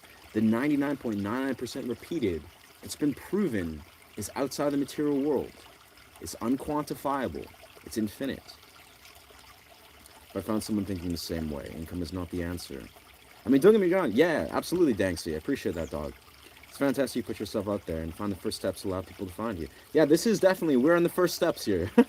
We're in like, yeah, month 9 of just like, it's so funny. This channel is in it's in infancy. This is the thing that blows my mind. And that's part of what reinforces my confidence, is like, I'm in the infancy. I just got monetized like 4 days ago. You know, we're at like not even 2,000 subscribers. When this channel is at like 100,000 or 1,000,000 subscribers, who knows how long that'll take? Maybe that'll take a year. Maybe it'll take 2 years. I don't know. But once this channel hits like millions of subscribers, which is not even the infinite, it's not even the ceiling of how high the sky will go within this realm.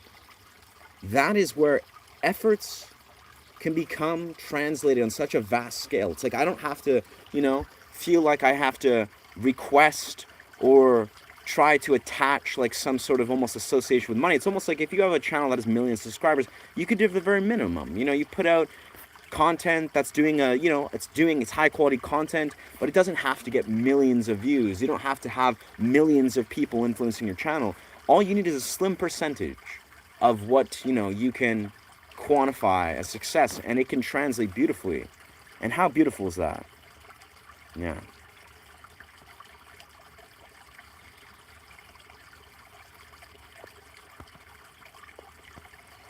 Once you stop giving an F about material. Yeah, dog. It goes deep. I mean, the ancient Japanese philosophers, the ancient Taoist philosophers, they knew this. They understood this, where like the absolute nature of no mind is incredible. The absolute nature of being like in this place where if you can see how you can perceive the world and your endeavors, your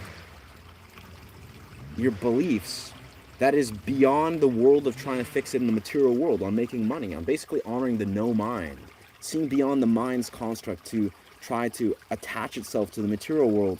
All the answers will be seen with clarity. Like all your perceptions will be rooted from a place that sees beyond the delusions of what this material world is trying to reinforce. And it's a deeply woven parallel. Like it's like Taoism 101. But it goes deeper when you understand how Taoism connects to metaphysical philosophy and what it's trying to tell us. What is in the non-material? The non-material is, it's in chaos that is in the universe. It's in the unknown. It's not just chaos. The universe is chaos. It's like a curated, orchestrated chaos. But the idea is more so, what's in the non-material is the unknown. It's in the unknown. It's beyond the mind. It's unknown. It's unwritten. It's formless. It's constantly orchestrating. It's constantly materializing. It doesn't have a material form. That's what's beyond material. And again, this is the thing. If you think about it like this, right? The way I like to sort of emulate it is like, think about this. If you sit in meditation for multiple hours a day, if you were able to do so, most people can't. I probably can't. And you unlock some sort of like deeper connection to the quantum, the world beyond the beyond the material. The quantum is present in altered states of consciousness. It's present in the lucid dream dimension. It's the formless state where you can manifest all things. It's when you see that how infinite is the quantum, the non-material, how boundless is it? Where you can basically tap into your subconscious mind, understand the greater constructs of how your ego works, of how your belief system works. You can reflect deeper. You can make connections, basically, to things with true clarity that is beyond space and time. That's what's in the non-material. we try to quantify things like, time is telling us it's linear, we can only make so much money, we can only attain so much resource. In the non-material, you see that most things don't actually operate by the restraints of space and time. We grasp at them because they're reference points, but basically in the simplest right, in the non-material world, you can make things called quantum shifts, where you can basically accelerate variables in your life. You can see deeper truths, deeper clarity that would, some people it'll take years to find, and you can have this happening within months. Maybe more, maybe less, who knows? It's like you can basically see that not all things operate by the perception of space and time. And in the non-material world, space and time isn't real. It's not a thing. You're actually giving weight to realizing that we are giving weight to the material world that operates in the laws of the 3D and space and time. But when you see beyond that, like, okay, let's suspend space and time, let's suspend 3D, you'll see that there's more to it. And when you can interact with that and make sense of that, not saying that I've done all these things or any of these things, I've maybe had glimmers, but I'm saying this is conceptually how it works, right? Yo, what's good? It's your boy, Heath Ledger. Don't be a bogan. I don't know the fuck. I don't know how Australians say bogan, but it can be hard to break free of those sort of chains. Yeah. It's really, that's the thing, that's the thing that I have to say is important to understand is, yes, it's not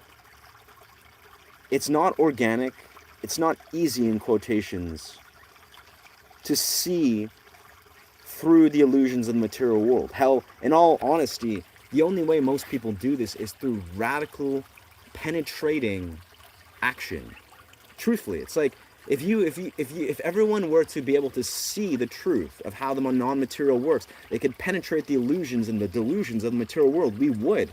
But in all truth, as a musician, as a person who's, attained some sort of dimension of clarity in my life through being a professional performance artist and, being maybe a philosopher and XYZ, the truth of the matter is, to access and see the depths of how the non-material operates, you have to actually successfully penetrate this world, the material world, with a level of like radical presence, radical authenticity. Basically, it takes a lot of like very authentic action, expressions. You got to basically be your most unapologetic version of yourself. A radical expression to the cosmos. It takes very powerful interjections of genuine authentic presence to penetrate the continuum that is the illusion that we exist in. And unfortunately, in some rights, let's be real here, what this looks like in real time is you got to be present with your reality. You got to first acknowledge how we as human beings are trying to run away and escape. Basically, we're drowning in escapism. Like, how do you think people in this material world can reinforce the illusion and the simulation that, material world's real? Like, it's a very deeply woven, programmed thing. We do it by escapism. We're drowning in escapism. We're doing it in some rights, maybe you're doing it in some construct now. You do it with substance. You do it with intoxicants. You do it with all the narratives that we fill, that we basically are apt and defaulting into escapism. You have to penetrate escapism with radical presence. That is when you begin to see how the non-material operates and how you get glimmers of being like, wait a second, there's something more in this world, and it requires like a radical level of authenticity. And what this looks like, it's everything you can imagine. For me, sometimes it looks like just throwing kicks in the air and shredding on my electric guitar and writing unapologetic, music. Like just belting out music or going to raves and dancing for hours and, just radically charging myself with a deep level of presence that is penetrating the continuum. And even further, let's be real here, often what this looks like is a radical level of like, almost like frustration, we'll call this sacred anger. Like, I think the simplest right is how you often will see the ability to penetrate the material world and see this non-material often comes from a lot of deep sorrow. It comes from sacred anger. It comes from, basically just not accepting this world as it is, being like, what, I want to see something deeper. Maybe you hit a rock bottom in your life, and you're like, what, I desire to see deeper beyond this continuum. I want to see something deeper. And, you meet that with a level of presence, a level of sacred anger, a level of maybe sorrow and honoring your sorrow. and transmuting that sorrow. That's what it looks like in real time. It's not like a fun, you know, sugar-coated, rose-tinted glasses kind of fun little, peachy endeavor. Like, to penetrate into the material world and actually honor the non-material, it looks very intense. It's like a spiritual awakening in the deepest sense, where you gotta like honor your presence. You gotta basically embrace how intense and polarizing this world is, and you gotta not look away. You gotta honor your anger, your sorrow, all the complex spectrums of human emotions. That's what it looks like to initially, again, at least initially, penetrate the continuum that's in the material world. When you begin to see in the deeper dimensions of the non-material world, actually what's met is a radical level of acceptance, of clarity, of peace, of equanimity, something that you cannot take away. Because, you've seen with a deeper lens of clarity, but what it looks like originally is a lot of sacred anger, frustration, sorrow, turmoil, sadness. Like, you got to grieve this reality. You got to see the reality with a full, clear lens and not look away out of fear or, desire to escape.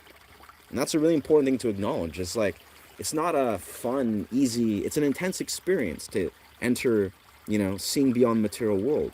But it's beautiful. Because once you see it, it's what you want to engage. I have a serious question. If your life is constant pain and vomiting in the morning, how do you gather the power to keep going? Yeah. Well, I think to Danksy, brother, in many rights, I would say the answer is probably simple. So many things, like the foundation of spiritual health or philosophical awakenings, or wherever you want to go with that, is you need to learn at first to honor your health. Like, this is a universal truth. I could say this all day long. And, if you knew me in the real world, or if you see, the betterment of how my channel unravels, I came out to this forest to do a cold plunge. I'm just chilling in the forest, kind of getting some forest therapy, doing a cold plunge. Usually I sprint down this way. If I wasn't doing a stream, I'd be sprinting down this way, playing some panflute, meditating, sprinting back. Basically, long story short, your emotions, your turmoil, your 3D reality is beautiful within itself. Your struggle is beautiful, Danksy. It is. Like, inherently what it is, in a zoomed out perspective, it is beautiful. It's sacred. It's an honor that you get to experience this. But part of the human, I'd say, condition in many rights is we need to first prioritize and honor in the deepest sense the modalities that we can apply in this world to honor our health. Basically, you need to learn to honor your health. Like, your health is everything. Your health, one's health. Doing practices that is honoring and nourishing your body. Like, this is a thing that utmost, doesn't matter how spiritual you may or may not be, if you're not honoring your health, if you're not honoring your body, if you're not, like, grinding and striving to actually integrate healthy practices, you will fall from grace. You will go on a much different path, and it will take much longer for you to awaken. Basically, you gotta to transcend and awaken the body. You got to activate and awaken the body, the energy centers within the body, the vessel. You got to honor and nourish the body before you can allow that to transcend to your higher centers and beyond. Like, you have to. Basically, we're human beings. We have bodies. We all have these beautiful bodies, these vessels that have extraordinary potential. And what a powerful, beautiful quest. But we must honor our bodies. You must honor your health. You got to, in the simplest way. I'm also a trainer. I've studied to be a personal trainer. More so want to focus into being a movement coach. That's definitely something I'll do, in a different chapter of my life, because I'm juggling many things. But as a man that's gone on my own quest to be a trainer, I've basically been my own trainer, my personal trainer, for about 15, 16 years of my life. I'm an athlete. I've been a martial artist for most of my life, done various pursuits. But long story short, we as human beings need to have that powerful foundation to honor the body. We need to take the time and the energy to nourish and love and honor our body. What that looks like is every given thing you could imagine. We're talking cold plunges. We're talking eating healthy foods. We're talking in reflection to not engaging in escapism and toxicants. Like, the myriad of things that we can do to honor the body and the mind is vast. And it is always going to be the depth of the foundation. So yeah, you can't will a broken leg whole, for instance, but hopefully somehow fixable with the other ways to deal with it. Yeah. I don't know how behind in the comments I am. Okay, not that behind. I'm glad. You can't will a broken leg. Yeah, facts, yeah.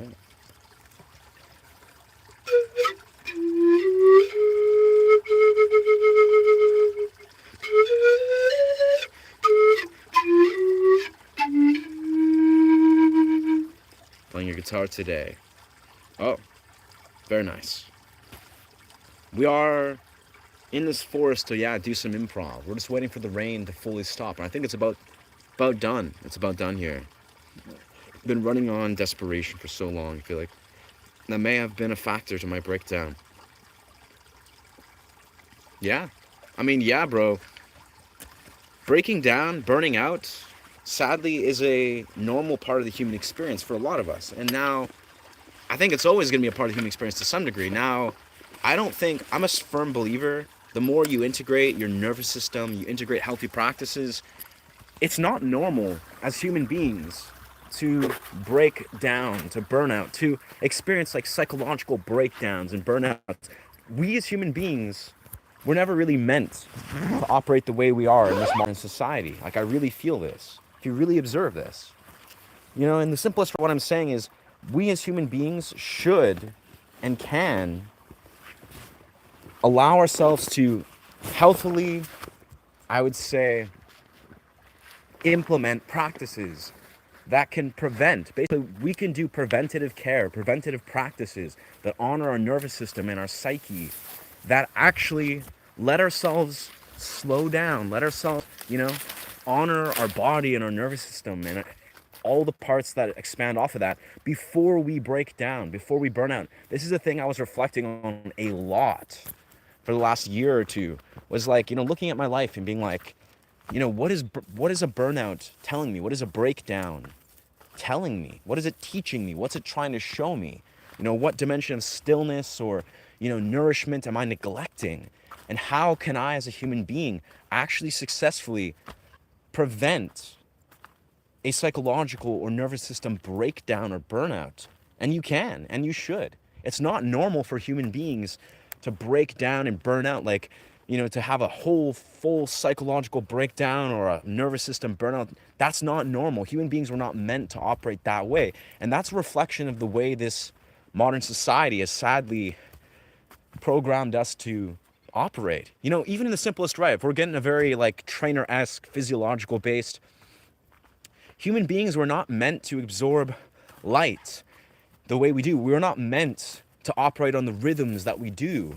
We were not meant to function a lot of the way that modern society has programmed us. Even in the most primal way, human beings, for so many generations upon generations, for a millennia and beyond, for millennias or millenniums or however they, we, experienced 13 hours of darkness, I believe it was. It's like our rhythm was different. We would have a shroud of darkness that would enshroud a mass majority of our circadian rhythm.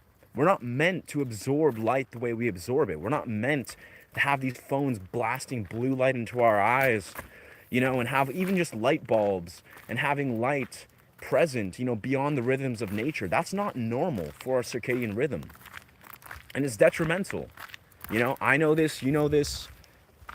We still can't really fundamentally change that. Modern society has operated the way it does, but this is like a reflection, this is a metaphor for a lot of the ways that we as human beings have lost a deeper rhythm and equilibrium that we need to return to, right? I've been running on desperation for that. I used to have bad depression that makes me physically sick. Yeah. Well, that's the thing, without getting too deep, is all I can say in reflection or in response to that is Joe Dispenza's work. If you take a page from Joe Dispenza's book and you look into his studies of what Joe Dispenza's been doing, long story short, we as human beings have a profound ability to, yes, influence our physiological body. And simplest way, if I'm illuminating this picture, our physiological body is profoundly influencing our psychological body and our neurological body and our energetic body. And our physical and our physiological, they're all connected, basically. They're all influencing each other more than you could possibly imagine. The thoughts you think, the energy behind the thoughts, the emotion that's associated with the energy, that's influencing your immune system, your physiological body, and vice versa. They're all profoundly connected and influencing each other. So, for the better and for the worse, this has been proven. It's been proven over and over and over again, especially the last multitude of generations. You know, this has been proven, or it's not generations, the last few decades, really. In many books, probably longer, but it's like scientifically been proven how much our psyche is influencing our physiological body and vice versa, how much our psyche and or like our physiological bodies influence our neurological body, and all these things are so deeply entrenched. So basically what I'm saying is like your thoughts can negatively influence your immune system and your physiological body's ability to break down amino acids and the entirety of your physiological body. And the same right, if you honor your physiological body, you honor your physical body, this can profoundly change your psychological body and your neurological body. So health is something that's supposed to be regenerative. It's supposed to be something that we let regenerate and compound, you know, and it can degenerate. Your health can degenerate to the deepest degree. And it's basically like you have to create that compounding effect of the relationship between your psychological and physiological body. You know, you have to create momentum. You have to create a ripple.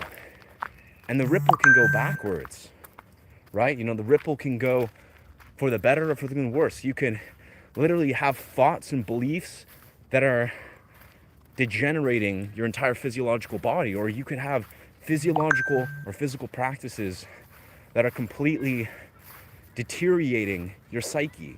Like, these are proven variables. So basically all I'm saying is your thoughts matter, your beliefs matter, your choices and your habits that influence your health matter. They're all foundational, they're all compounding and weaving into each other.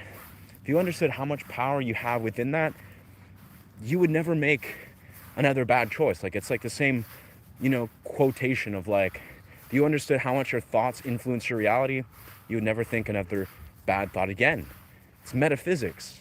It's metaphysics mixed with some beautiful modern neuroscience, like Joe Dispenza-esque stuff. It's beautiful though.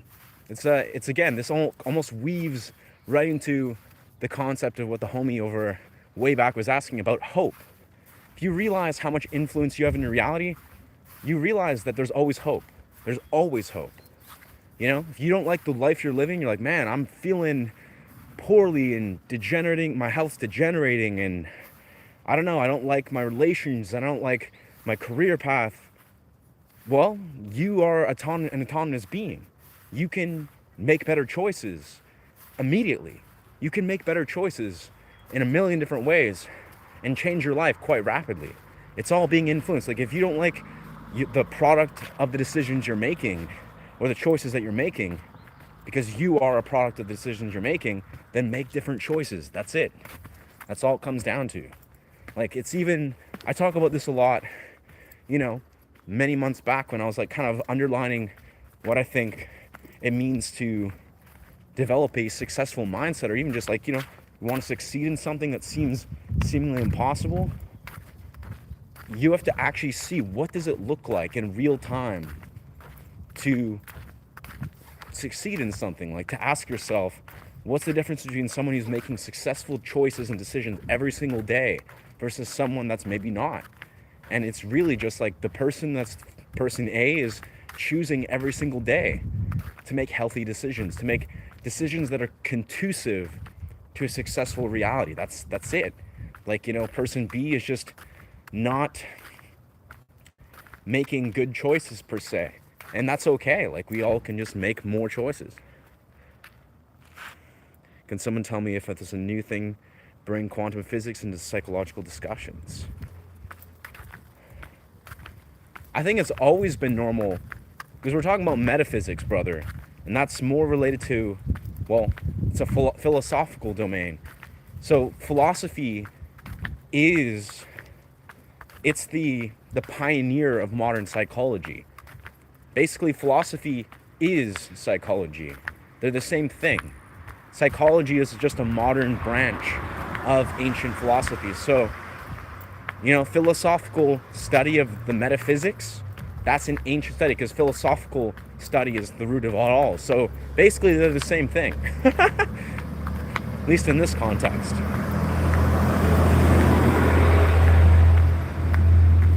Because we're not talking about sure, I'm not an expert on metaphysics per se. It goes pretty deep. But yeah, metaphysical philosophy is a pretty well established thing. If that makes sense though, thanks to you. Sebastian, if you get manic for some type of way, just use manic energy for things you know is beneficial. Let the demons out. Getting water in my eye. Fire is fire. That's not bad advice. I mean, I'll be honest, as a musician, unfortunately, I don't have manic episodes. But if I have depressive episodes, because I suffer from depression every once in a while, or, I have mental health problems, as most of us do, I definitely just channel that into guitar. Like in real time, you can be confident that most of what I make musically is literally just raw emotion channeled into music, like into every note, or into like all these powerful surges of the music I put out. The song that I put out that's getting like a little bit of traction in long format YouTube, it's gotten like 300 views or whatever in the last few days. That really came from a lot of very raw emotion. In the moment when I was playing that on the live stream, it was just a surge of raw emotions that I just needed to put into that. And whether it's like you're feeling manic or you're going through some sort of mental health episode, singing your heart out, or channeling that into piano or guitar or whatever it is you desire to do. This is Transmutation 101. I like to underline this a lot in the context of what I think separates myself, as an artist or as a creator or whatever, is I'm just a dude who successfully underlined and attained the ability to transmute raw energy. That's it. That's truly the difference, I would say, between myself and maybe some other person that's, same demographic or fellow human being. It's like I just am a guy that has an ability to learn to see the value of transmuting energy. I do it all the time. I do it when I go and train. I do it when I do cold plunges. I do it when I write music. I do it in so many different ways. I do it when I dance. I'm just fluent at transmuting energy. And when you learn to transmute energy, it literally changes your life. You're basically orchestrating and learning to direct energy in a very specific way that is making really the most of it. And also it's you honoring it. It's you honoring your energy and honoring the emotions and the world around you in a very special way. Oi, what's good? Hey, welcome, Michael. Seeing with the eyeballs, I guess it's realizing. Yeah. I think could be a beautiful writer. Have you considered writing a book? Healing Notes. Yeah, I'm intrigued to get into podcasting. I do a lot of voice notes, and I imagine in the future I would love to get into writing. Yeah. I absolutely could see myself leaning into that. I've never really physically wrote. I've typed up stuff and I've arranged voice notes, but that's a beautiful thought, Psych Doc. I'm sure I've had people express once or twice on these live streams that they would love to hear a book if I were to write a book. I'm sure I'll write a book. I'm pretty young. I'm very focused on the verbal realms, and I love words. That's the thing that I think it's inevitable probably to write a book, because I am in love with the English language. I honestly always have been since I was 11 years old or something. I've been I used to read dictionaries a lot, and just I love words. I just love English. So it would make sense, I guess. I think it's inevitable to Well, I'm loving being outside, but again, with the rain popping in and out, I don't think I can confidently. Don't want to expose my sound setup to the rain. Really stoked I was able to go out there and enjoy the forest atmosphere for a period. Yeah, so nice. I gotta say, with the week and a half or two of just pure sunshine, it's so refreshing to see this beautiful rain. It's like overcast with little bits of rain. Yeah, it's so beautiful. Feels good. I don't know why. I'm like, maybe it's because I've lived in Vancouver or like in British Columbia, so much of my life, but I am like a deep lover of rain. Like, I really love it. It's always funny, I find, in days where it's like raining like crazy and everyone's kind of like, feeling a bit gloom and a bit depressed maybe. I'm always like smiling and blasting music and dancing like crazy because I just love the rain. It just sounds so beautiful. It's so serene. It's great. So great. Well, we'll do what we didn't successfully do in the forest because it was raining a bit, but we'll set up our guitar and then probably pop inside and do more with our studio setup. But might as well continue to enjoy the outdoors for the short period.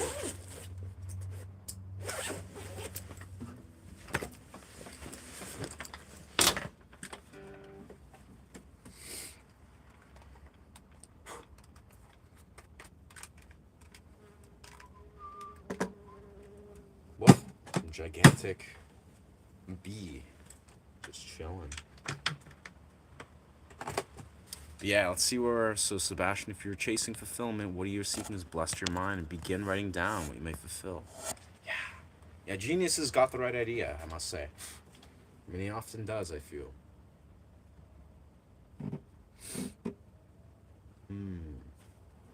My foundation was breaking away since I was born. Ah, your foundation.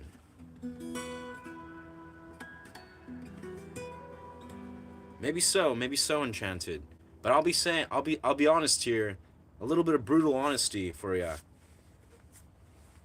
There are people that have far more severe tribulations, greater tribulations than you and I in this modern first world could ever imagine.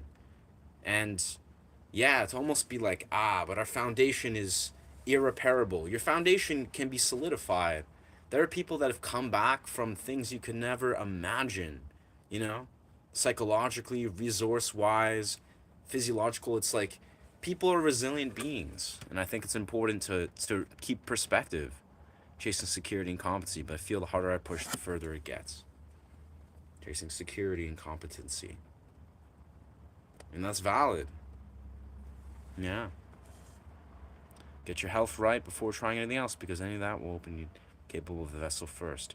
Yeah, it's if there's anything I can like put as the key ultimanium that I'm trying to promote, and it makes sense. If you understood a single thing of what I'm doing, in my real world, like if were just a fly on the wall in my reality, I've been honoring the body, like the greater totality of what I feel my success is from. Like you see a guy playing guitar, you see a guy talking about philosophies and whatever.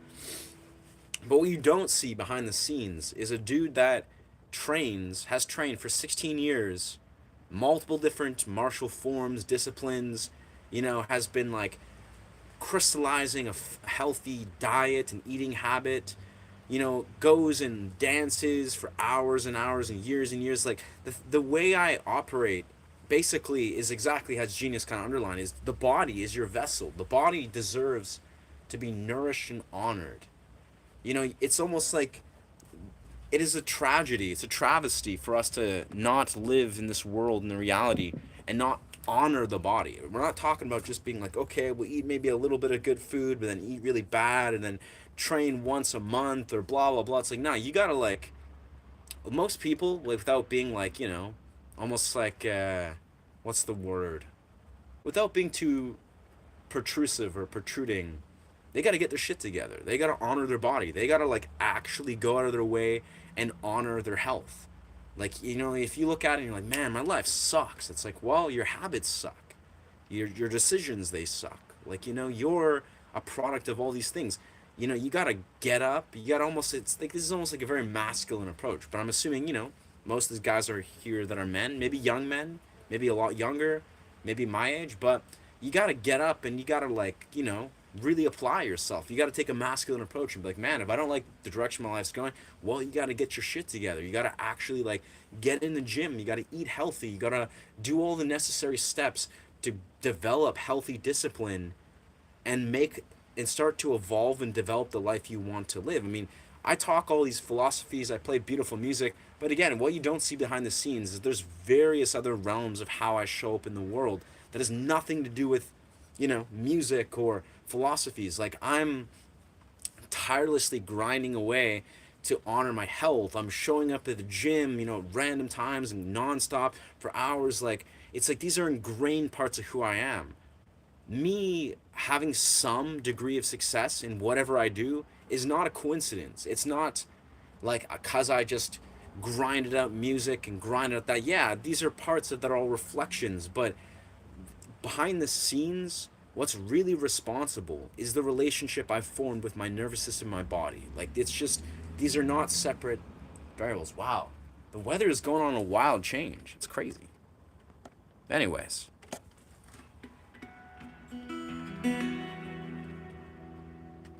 like, I like to keep things in a sort of a warm meditative energy, but it's like, it's good to keep in perspective that,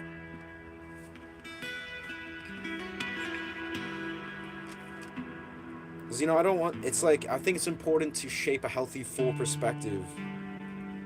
And that's part of why on this channel, I like to post dimensions of my streams where I'm trying to talk about, like, the dopamine system, the dopaminergic system, the somatic body, and, post cold plunges and talk about XYZ of what's going on in my life. Is because I am the product of various, very harmonized practices. I'm not just a dude that, just picks up my guitar every day and suddenly life is great and I'm running a YouTube and everything is golden and peachy. Like, I'm the product of a guy that has tirelessly built a reality and a relationship with his body that reflects a healthy perception of reality. And I choose to do this every single day and have for many, many, many years. 16, actually, to be exact. So all I'm saying is, you can do that too. You need to do that actually too. Like, as a man, as a woman, as whomever, you have to make conscious, healthy decisions and choices rooted in discipline, honoring your body, nourishing your body. That is first and foremost. If you do not do that, your perception, kind of like what Gina's saying, like your perception of how you're perceiving these variables in the deeper decisions and variables that are in front of your face, you're not going to see these things with clarity. You're not going to be able to honor the weight of your decisions and your thoughts and your choices. It all has to be rooted from a body that is honored, that is nourished, a vessel that is fully enlivened.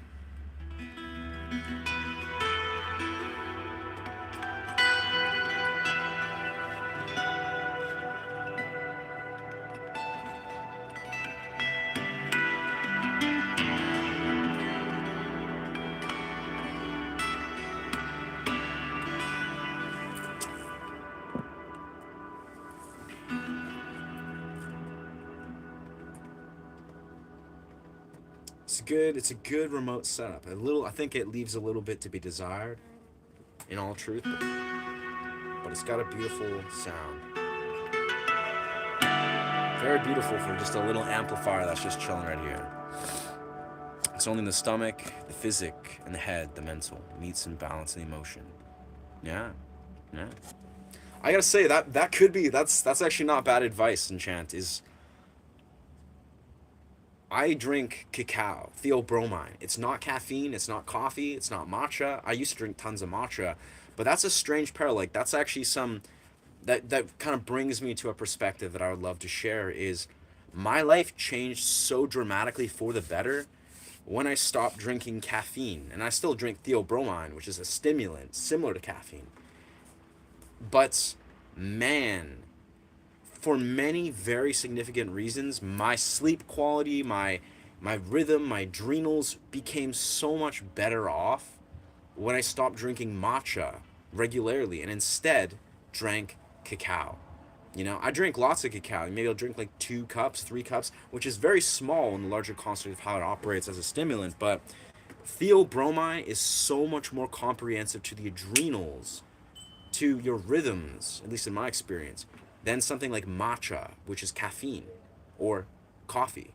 Like that's kind of a food for thought. That's a different world of thought we can talk about, but I just want to make that a brief sort of interjection is my rhythm, my adrenals, my depth of sleep, my quality of sleep dramatically changed when I stopped drinking matcha and started drinking cacao, theobromine.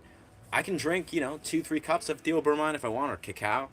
And, some days I'll drink 1, 2, 3. It's not even a whole lot of it. It's like such a mild stimulant. It operates in a very different way. But the wild thing is, part of this, like, this is what I want to sort of just underline is when you drink cacao, I could wake up and be like, you know what? I'm going to wake up, drink a couple cups of cacao, or drink just 1 cup. I could go right back to sleep after drinking cacao. Like, I could wake up and, you know what? I think I want to take another hour and go right back to sleep right after I've drank in this cacao. Not something I can do if I were to drink any other caffeinated beverage.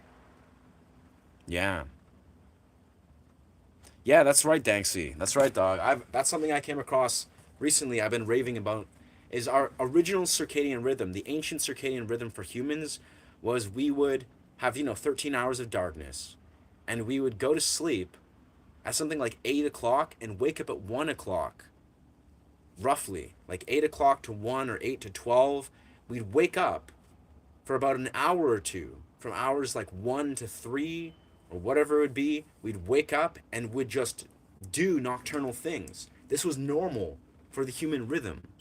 When the rhythm without artificial light was actually this. And they actually did studies that actually confirmed this.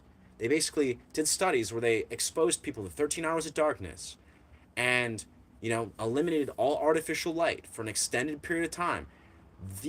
Every single person in this study group naturally, without telling them about this or do it, they naturally acclimated the rhythm to the exact ancient rhythm system where you would get 3 to 4 hours of sleep, wake up at about 1 o'clock for 2 hours.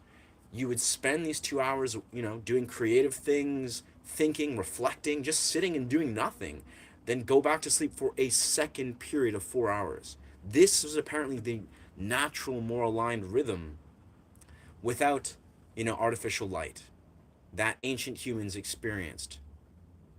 Before even the hours of before fire, I think they observed it was like, this was also talking about the importance of fire, of how campfires, slowly altered the ancient humans' rhythms, but how ancient fires were like a portal. It was like where all the origination of performance art, of storytelling, of writing, of the ancient fire, like the campfire, was a sacred gathering place for all the ancient humans when we were transitioning from, a world without light. And it was very powerful. It's a very important part of how, basically, long story short, campfires are dope. Campfires are dope, and artificial light is not the way. And sleeping in a segment of two separate, sleeping segments where you're up at like 1 in the morning, that's actually more cohesive when you don't absorb all this artificial light. And those hours when you're awake, from hours like 1 to 2 or whatever, or 1 to 3, those are apparently some of the most powerful hours for creativity. It's been proven for reflection, for psychoanalysis, for observing the dreams, for all of these things. And this is how ancient humans actually operated for a long time. It's very crazy to think about, but that's just the truth. Yeah, I used to be able to meditate for 2+ hours where I would trip. Ah, yeah, yeah. I may take some time to find that place again. Yeah, I mean, that's the thing is, monks or people that enter those altered states, like they do transcendental meditation, and that is a meditative portal that you can access. 2 hours of meditation, like that's a lot. It's intense to transition to, but that type of meditation, like once you enter that entranced state, yeah, you're entering an altered state of consciousness that is entering the non-material.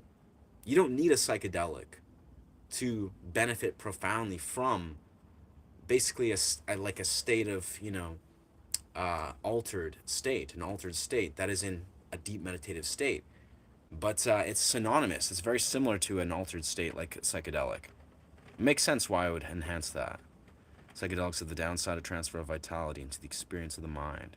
Chinese call it the three treasures of the physical health is the bottom of the pyramid. Right. Right. Yeah, no, that's a slippery slope.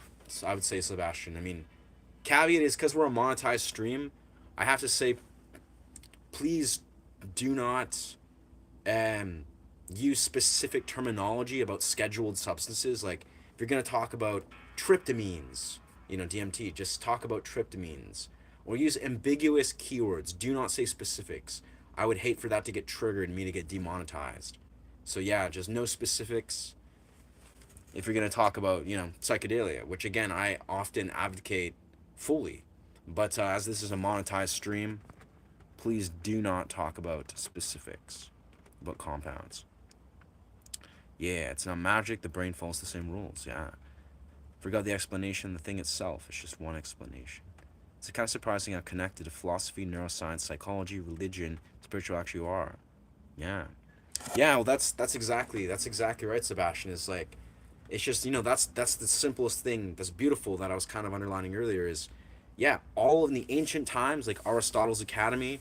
Or sorry, was it Socrates' Academy? I forget. It was like one of their might have been Socrates' Academy, but the idea is like the ancient Aristotelian times, and where Socrates and Aristotle and all these different philosophers, philosophy was the ancient forefather of all modern uh, sciences and psychology and law. In the ancient times, it was all philosophy. It was all just one. It was philosophy, capital P philosophy. So it makes sense that they're all interwoven on the roots in the deepest sense, in the most immediate sense. They all are philosophy. It's all philosophically wound and bound. Yeah.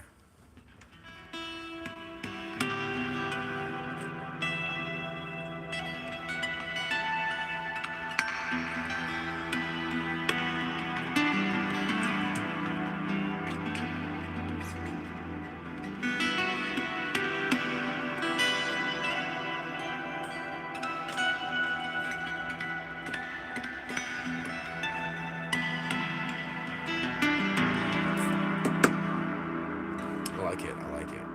Pros and cons. There's pros and cons to the variables of this remote setup. But I think we'll pop inside and hook ourselves up to the studio setup because we, of course, have that beautiful leisure. Honestly, sound interfaces or audio interfaces over everything. They're just king. It's hard to beat the advantages of an audio interface. Have I tried DOB? Not a clue, dog. DOB, does meditation help with something? I start to do it every time I go to a hospital, just spend time. I mean, of course, meditation does many, many, many things, actually. I mean, beyond, I'd say, what does meditation do for the brain? In the simplest way, again, I think what is important to consider, in my opinion, is meditation does effectively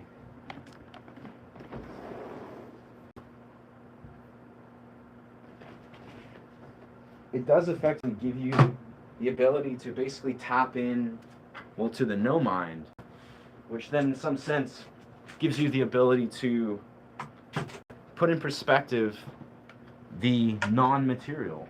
It's almost like it gives you a direct ability to sort of like begin to engage in the non-material and the quantum, which is very, very important.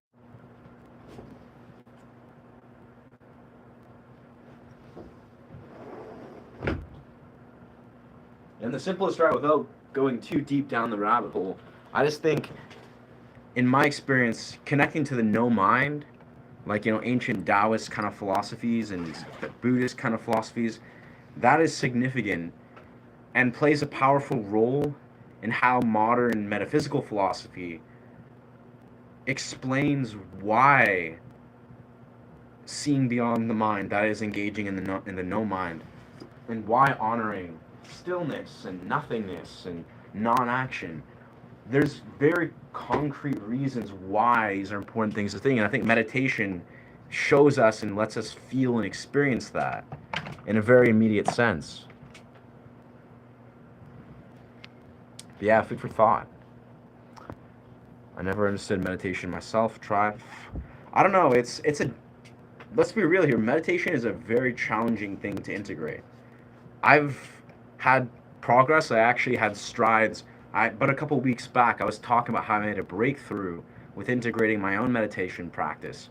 But for years and years, meditation is a very difficult practice to really consistently engage in.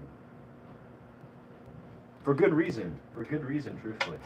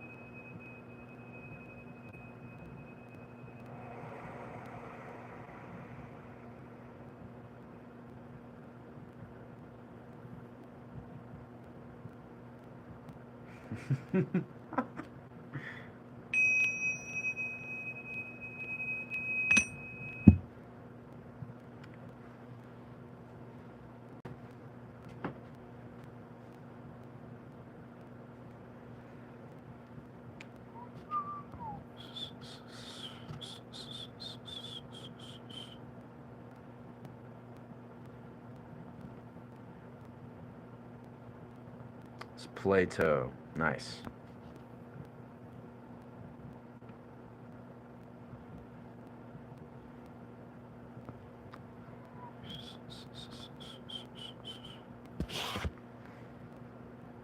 Super cool meditation app called Internet. It's called Mediate.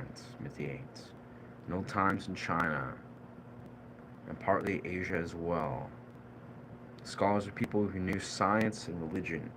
Yeah, a lot of beautiful, beautiful truths in ancient Chinese studies, in ancient, yeah, all Asian studies. It's very intriguing. I gotta say, it's very intriguing.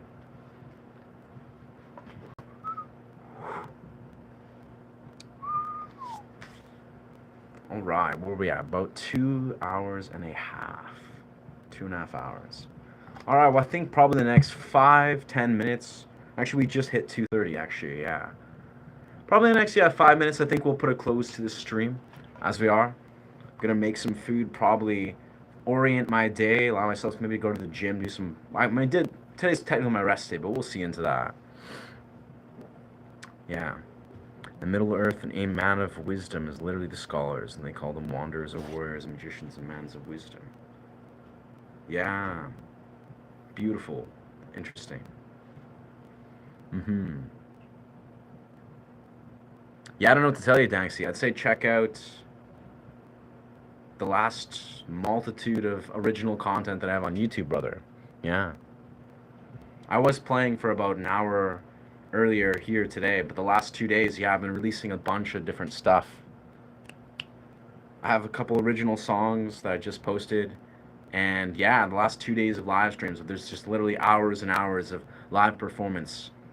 You can get a feel of what I do there, brother. But to answer your inquisition, no, I do lots of different styles of music. I do a lot of progressive fingerstyle punk rock, psychedelic rock, lots of like tapping, slap harmonics, pinch harmonics. Yeah. Lots of fun stuff. Yeah. So I don't know how to take you seriously about your fixation on people slapping guitars and all that. I don't know. But hey, man, it's whatever floats your goat. Yeah. Yeah. It's worth time. It's the Taoist alchemist from the Middle America. I noticed you have the ear, but I don't get how you do guitar. Yeah. Again, I'd say just listen to the music that I make. You'll kind of learn quickly. Like literally, bro, it's like I do electric and acoustic, but a lot of it comes down to off to the ice. Amazing. Enjoy yourself, Psych Doc.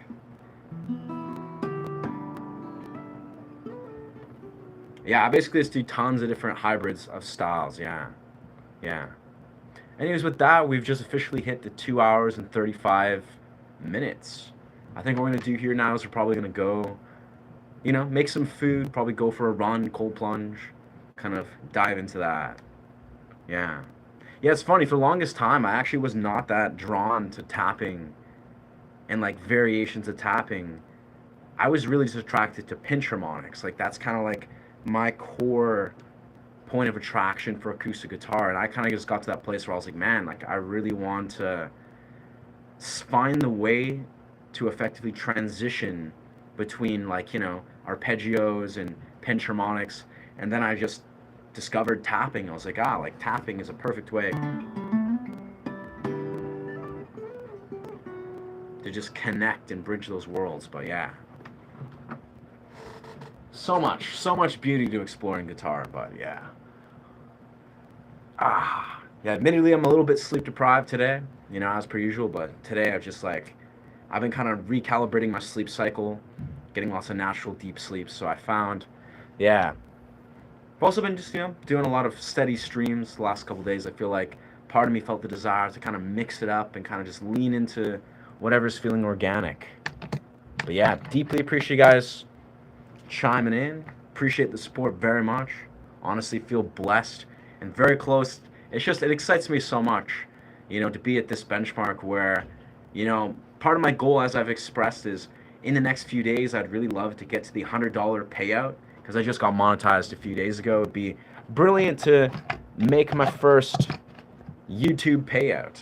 That'd be a beautiful benchmark. So I don't know. I think it's a beautiful full circle moment. And I really appreciate the support, the homies that are appreciating what I'm doing here musically. And yeah, I'm really excited to see that I'm probably like $10 or $20 off from that YouTube payout. So I'm confident the next couple days that's going to be beautiful to have that come there. Yeah. Yeah. Yeah, no, I mean, to address what you're feeling, Danksies, I agree, dog. I agree about, I think in the world of slap harmonics, or let's call it acoustic percussion stuff, there's some artists that just fixate on just, doing so much percussive elements that it kind of takes away from the playing style, from the melodic ideas. I can agree with that fully, yeah. I mean, I'm one that I really lean into various domains, and I feel like I do a pretty good job of balancing it. But yeah, it's good stuff.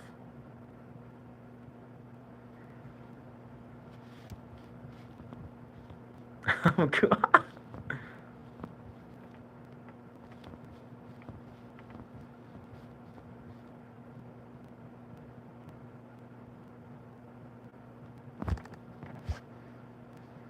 Join again. Hopefully, we have a chat about playing. Yeah, yeah. Sleepy water with that. I'm not sure if, yeah, I think you're maybe. I'm not sure if you even said anything that was that bizarre.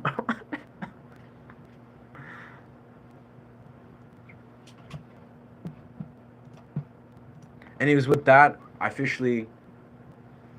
I think it's like when he said whackers. He said whackers, not wankers.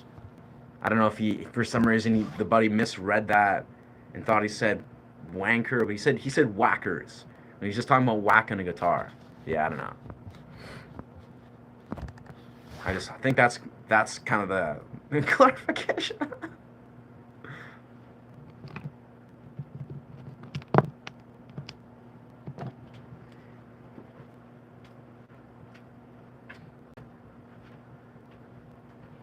I'm almost positive. Yeah, maybe you just misinterpret the word. But anyways, with that, thank you so much for the support.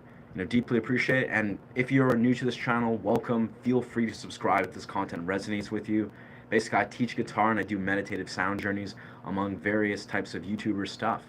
Yeah, feel free to do that. And yeah, I think he's just, he's well intended. AX Stellian is just, he's just has my best interest or the interest of the channel. And I agree with the sentiment. But yeah, nah, homie's being perfectly respectful. Again, he wasn't saying nothing that was outlandish.